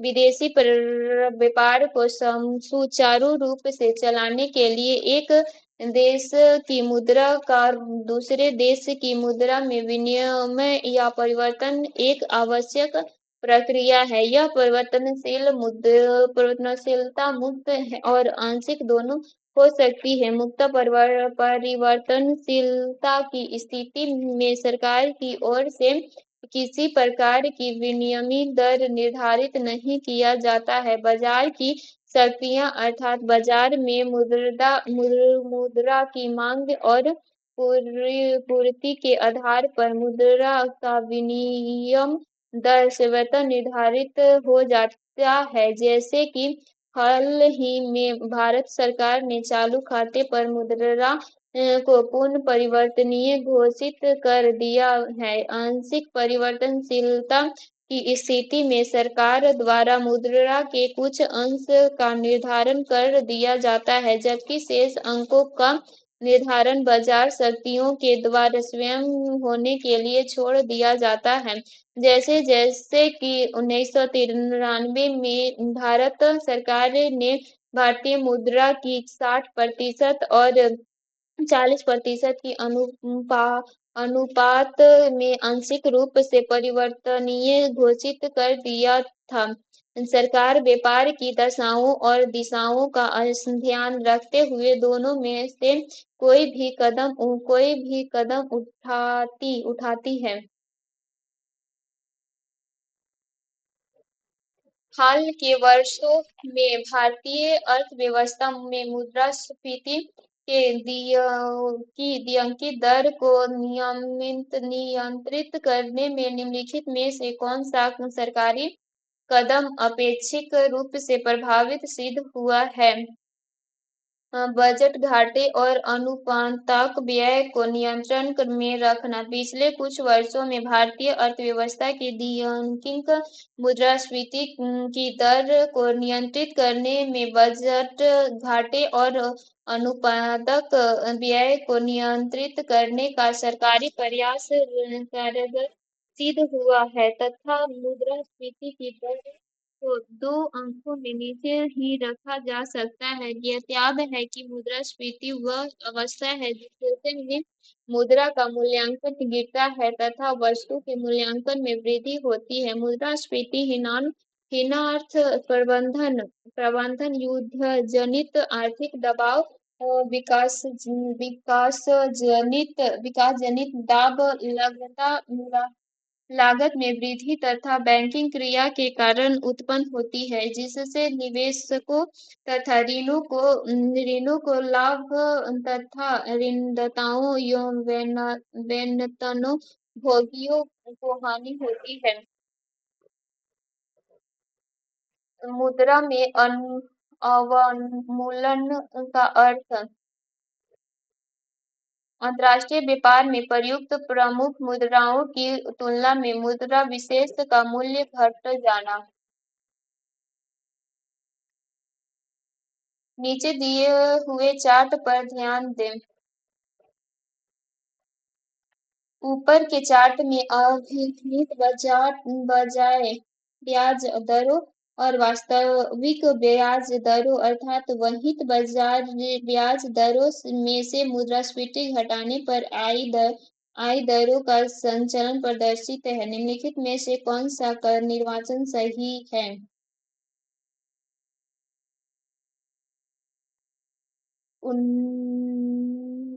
1993 फरवरी 1992 से सितंबर 1993 की अवधि में मुद्रास्फीति की सतत ह्रास हुआ।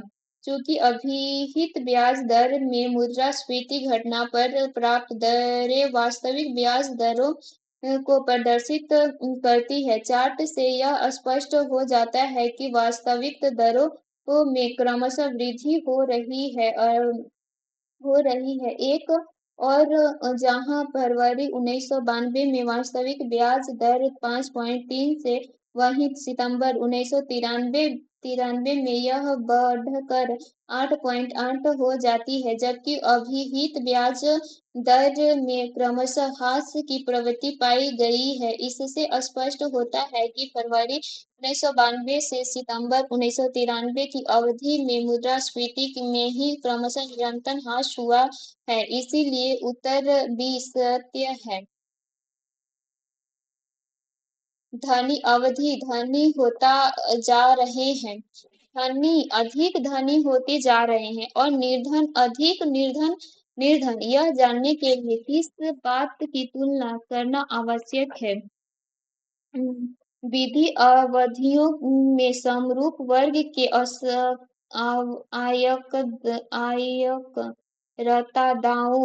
आयकरदाताओं की आय के विवरण की विधि अवधि के समरूप वर्ग के आयकरदाताओं की आयों के विवरण की तुलना करना आवश्यक है।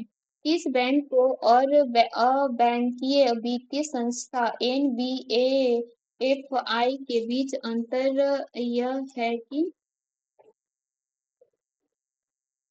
बैंक अपने ग्राहकों की पूरी पूरी श्रृंखला के साथ वित्तीय संबंधित अनेक क्रियाकलापों में संलग्न होता है जबकि अबैंकीय वित्तीय संस्था का मुख्य बड़े उद्यमों की आवधिक ऋण आवश्यकता से संबंध होता है। बैंकिंग प्रणाली एक अनुस्यूत श्रृंखला होती है जो ऊपर से नीचे की ओर क्रमशः विस्तृत होती है। इनका प्रमुख कार्य वित्तीय लेन-देन की क्रिया को सरकार की औपचारिक नीति के संदर्भ में संपादित करना है। ये बैंक वित्तीय व्यवस्था के संचालन के साथ राष्ट्र के सामाजिक आर्थिक विकास में महत्वपूर्ण भूमिका निभाता है। वाणिज्य बैंक इस श्रेणी में मुख्य रूप से आते हैं। दूसरी ओर अबैंकीय वित्तीय संस्थाएं सरकार के प्रत्यक्ष नियंत्रण में नहीं होती है तथा व्यावसायिक दृष्टि से अधिकाधिक लाभ की आशंका से कार्य करती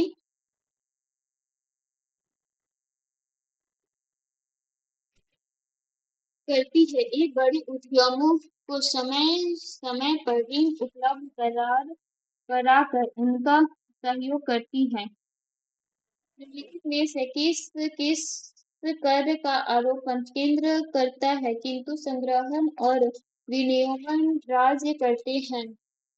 स्टाम्प शुल्क केंद्र एवं राज्यों के मध्य राजस्व का विभाजन मूलतः 5 प्रकार से होता है। केंद्र के स्रोत राज्यों के स्रोत केंद्र द्वारा आरोपित किंतु राज्य द्वारा संग्रहित एवं प्रयुक्त कर संघ द्वारा आरोपित एवं संग्रहित किंतु राज्यों के मध्य वितरित कर संघ द्वारा आरोपित एवं संग्रहित किंतु संघों एवं राज्यों के मध्य वितरित कर तृतीय श्रेणी के करों संघों और द्वारा आरोपित किंतु राज्यों द्वारा संग्रहित एवं प्रयुक्त कर वाले भाग में विनिमित पत्रों पर स्टाम्प शुल्क औषधिक एवं श्रृंगार सामग्री पर उत्पादन शुल्क आते हैं। नीचे के ए और बी अंकित दोनों आरेख पर ध्यान कीजिए। आरेख ए और आरेख बी क्रमशः किस उत्पादन की निर्माण लागत और परिप्रेक्ष्य बिक्री प्रदर्शित है। हानि से बचने के लिए कम से कम कितने आदत निर्मित किए जाना चाहिए?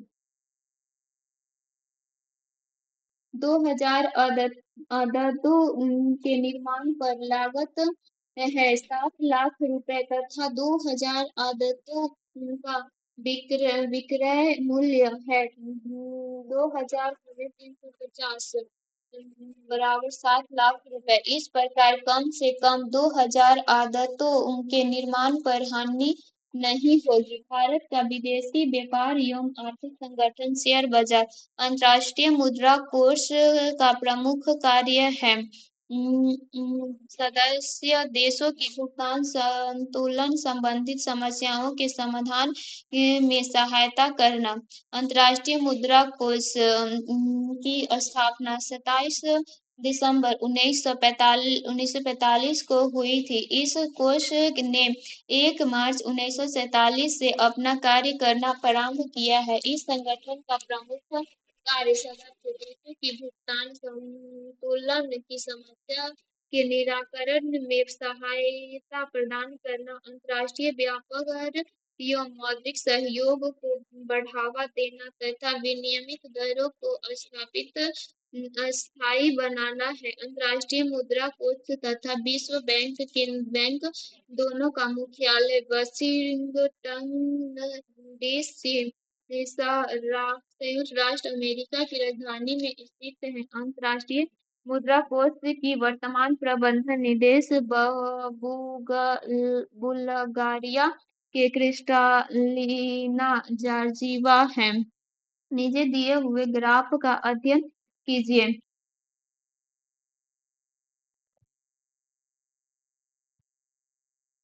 पहले ग्राफ में बंबई शेयर बाजार से संवेदनशीलता सूचक का विकल्प संचालन पर चित्रित है जो प्रतिनिधि स्टॉक वर्ग के औसत मूल्य संचलन का द्योतक है। दूसरे ग्राफ में सभी मोटर गाड़ी निर्माता कंपनियों के औसत मूल्य चित्रित है। बताइए कि निम्नलिखित में से कौन सा सही निष्कर्ष है?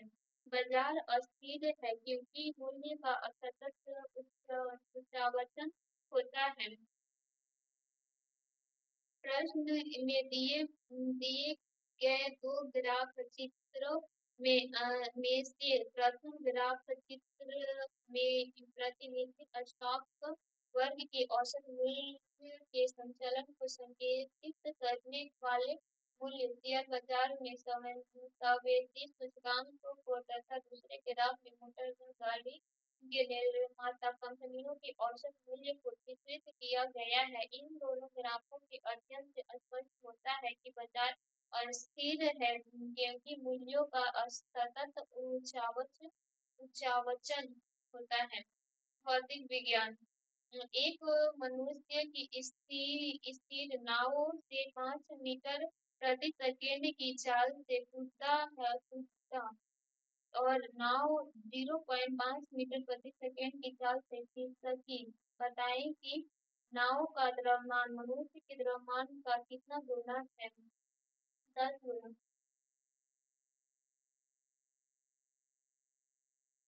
रुचि उचित रीति से कीटे हरी हीरे की असाधारण चमक का आधारभूत कारण यह है कि यह है कि उसका अतीत उच्च अपवर्तन सूचकांक होता है। हीरे का अपवर्तन यू 2.4 बहुत अधिक होता है, जिस कारण अपवर्तन पूर्ण क्रांति पूर्ण से बड़ा होता है।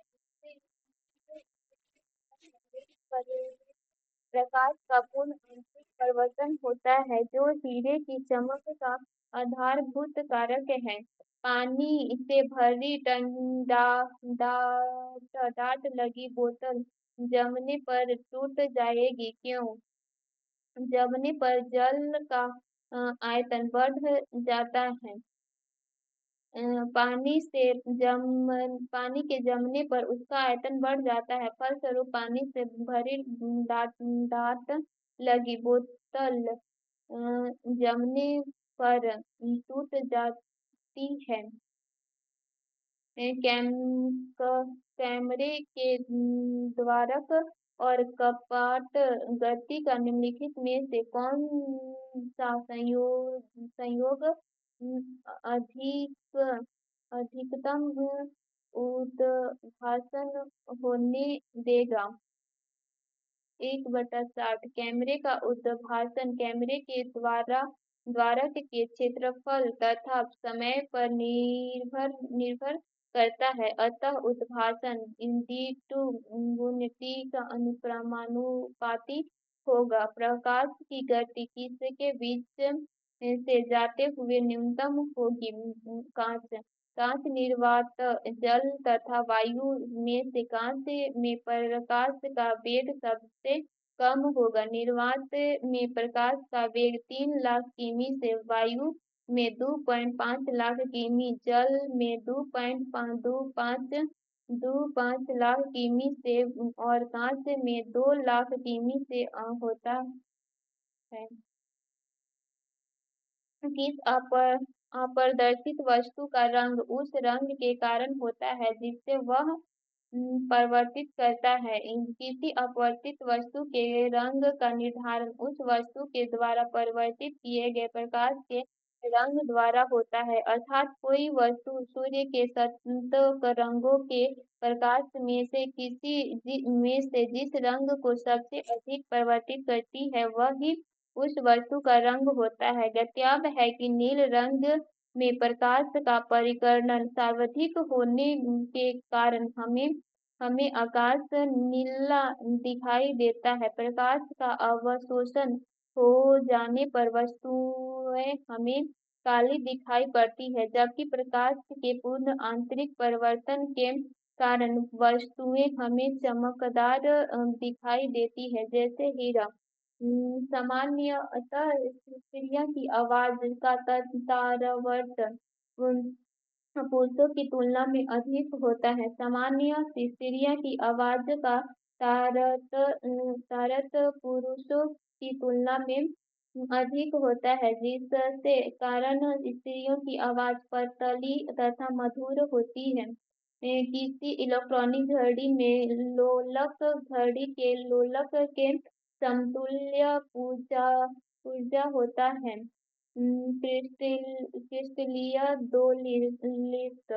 क्रिस्टलीय दोलित इलेक्ट्रॉनिक घड़ी तथा लोलक घड़ी दोनों में समान रूप से लगने वाला ऊर्जा यंत्र है। इसी यंत्र के कारण इलेक्ट्रॉनिक तथा लोकल घड़ी सही समय को निर्देशित करती है। हाइड्रोजन गैस का एक मोल अनुग्राम ऑक्सीजन अधिक्य में जल कर 290 किग्रा ऊष्मा देता है। उन्हीं परिस्थितियों में 4 जी ग्राम हाइड्रोजन गैस के जलने पर कितनी ऊष्मा उत्पन्न होगी? 580 किलोग्राम। हाइड्रोजन H2 का एक मोल इक्वल टू 2 ग्राम, चूंकि 4 ग्राम से उत्पन्न ऊर्जा 290 गुने 2 580 किलो जूल। किसी रेडियोएक्टिव तत्व की अर्ध आयु 5 वर्ष की होती है। 20 वर्ष बाद रेडियोएक्टिव पदार्थ का जो अंश बच जाता है वह है 1/16। यदि किसी रेडियोएक्टिव तत्व की अर्ध आयु 5 वर्ष है तो 5 वर्ष के पश्चात उस तत्व का द्रव्यमान उसके प्रारंभिक द्रव्यमान का आधा रह जाएगा। इसी प्रकार 20 वर्षों के बाद उस तत्व का द्रव्यमान उसके प्रारंभिक द्रव्यमान का 1/16 भाग ही शेष बचेगा। 20 वर्ष में 5 वर्षों की 4 बार आवृत्ति हो रही है, अतः 20 वर्ष बाद बचा अंश 1/2 चल कर 1/16 गत्यात्मक है कि अर्ध आयु वह समय होता है जिससे किसी रेडियोएक्टिव तत्व की मात्रा विघटित होकर अपने प्रारंभिक मात्रा की आधी रह जाती है। रासायनिक विज्ञान मोनाज़ाइट किसका अयस्क है? थोरियम का। मोनाज़ाइट एवं थोयोराइट परमाणु ईंधन के रूप में प्रयुक्त किए जाने वाले खनिज तत्व थोरियम के अयस्क हैं। मोनाज़ाइट जिसमें 18% थोरियम होता है, भारत के बेल तथा मद्रास के समुद्र तट की बालू में प्रचुर मात्रा में पाया जाता है। विश्व में थोरियस के इस अयस्क की सर्वाधिक मात्रा भारत तथा पश्चिमी अफ्रीका में पाई जाती है। थोरियस के इस अयस्क में ब्रीड रिएक्टर के माध्यम से यूरेनियम 233 में परिवर्तित करके परमाणु विद्युत का उत्पादन किया जाता है। प्रचुर मात्रा में उपलब्ध होने के कारण भारत का प्रमुख परमाणु ऊर्जा कार्यक्रम थोरियम पर ही निर्भर है। लोहे के अयस्क मैग्नेटाइट, हेमेटाइट, लाइमोनाइट, सिडेराइट तथा पाइराइट है। टाइटेनियम, ड्यूटेरियम तथा प्लेटिनम हाइड्रोजन के समस्थानिक हैं। जस्तेदार लोहे की चादरें जंग से बची रहती है क्योंकि इनमें निम्नलिखित की परत विद्यमान रहती है। जस्ता लोहे की किसी वस्तु को वायुमंडल में खुला छोड़ देने पर लोहे की वायुमंडल में उपस्थित ऑक्सीजन एवं नमी से अभिक्रिया होती है। इस अभिक्रिया के परिणाम स्वरूप फेरिक हाइड्रॉक्साइड तथा फेरिक ऑक्साइड के मिश्र का निर्माण होने से उस पर सद या जस्ते का लेपन किया जाता है, जिससे जस्तीकरण कहते हैं। 67% तथा सीमा 30% के मिश्रण का उपयोग धातु के टांका लगाने के लिए किया जाता है। क्रोमिक 18% लोहा, 75% निकल, 8% तथा कार्बन 1% मिलाकर स्टेनलेस स्टील तैयार किया जाता है। पानी का आयनिक लवण एवं सुविलायक है, क्योंकि क्योंकि उसका उसका द्रव्य आघूर्ण अधिक होता है। पानी हाइड्रोजन के दो परमाणुओं तथा ऑक्सीजन के एक परमाणु से मिलकर बनना एक ध्रुवीय यौगिक है। पानी का ध्रुवीय आघूर्ण अधिक होने के कारण यह आयनिक लवण का श्रेष्ठ सुविलायक होता है। किसी पदार्थ की विशिष्ट ऊष्मा की वह मात्रा है जो उसके एकमात्र मोल का तापमान 1 डिग्री सेल्सियस बढ़ाने में आवश्यक होती है। यदि किसी गैस का आयतन 27 डिग्री सेल्सियस पर अस्फीयत होकर मूल का आधा रह जाए तो उसे किसी ताप तक गर्म किया जाएगा कि पुनः मूल आयतन प्राप्त कर सके। 327 डिग्री सेल्सियस। चार्ल्स के गैसीय निम्नलिखित में से वनस्पति विज्ञान निम्नलिखित में से कौन सी फसल मृदा को नाइट्रोजन से भरपूर कर देती है? मटर। मटर मृदा को नाइट्रोजन से भरपूर कर देती है। नाइट्रोजन स्थिरीकरण का अर्थ पौधे की विभिन्न उपापचयी क्रियाओं में नाइट्रोजन का महत्वपूर्ण स्थान है। पौधे अधिकतर नाइट्रोजन अपनी जड़ों में घुले हुए पदार्थ से प्राप्त होती है। मानव चिकित्सा विज्ञान, जंतु विज्ञान, मानव भ्रूण का हृदय कब संपादन करने लगता है? अपने परिवर्धन के चतुर्थ सप्ताह में।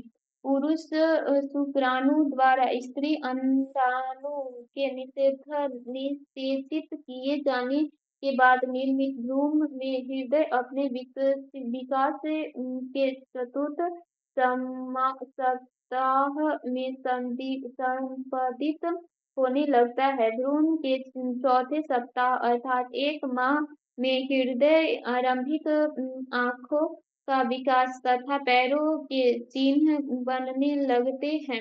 गत्यांग है कि मानव हृदय में 4 कोष्ठ होते हैं। ऊपरी प्रकोष्ठ को दाएं अलिंद एवं बाएं अलिंद तथा निचले के प्रकोष्ठ को बाएं निलय एवं बाएं निलय कहते हैं। शिराओं के द्वारा शरीर का अर्ध शुष्क रक्त दाहिने अलिंद में इकट्ठा होता है, जबकि फेफड़ा द्वारा शुद्ध ऑक्सीजन अस्वीकृत किया जाता है। रक्त बाएं निलय में धमनियों द्वारा सारे शरीर में पहुंच जाता है। पिता का रक्त वर्ग ए और माता का रक्त ओ है, तो बताइए कि उनके पुत्र का निम्नलिखित में से कौन सा रक्त वर्ग होगा? ओ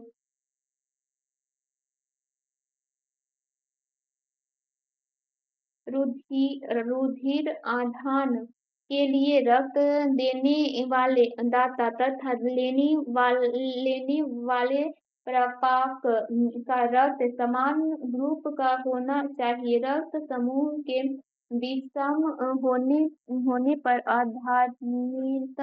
आधानित रक्त की कोशिकाएं प्राप्तकर्ता व्यक्ति के शरीर में पहुंचकर थके बनाने लगती है। इस क्रिया को अभिलेशन या क्लॉटिंग कहते हैं। इससे रुधिर प्राप्त करने वाले व्यक्ति को मृत्यु हो जाती है। कुल 4 रक्त समूह ए, बी, AB तथा O होते हैं। यदि किसी किसी पिता का रक्त वर्ग ए है एवं माता का रक्त वर्ग ओ है तो उसके होने वाली संतान का रक्त समूह ए अथवा ओ में से कोई एक हो सकता है। प्रश्न के विकल्प में केवल ओ दिया गया है, अतः विकल्प ओ सी सही है। हृदय या हृदयाघात निम्नलिखित में से सही क्रम क्या है?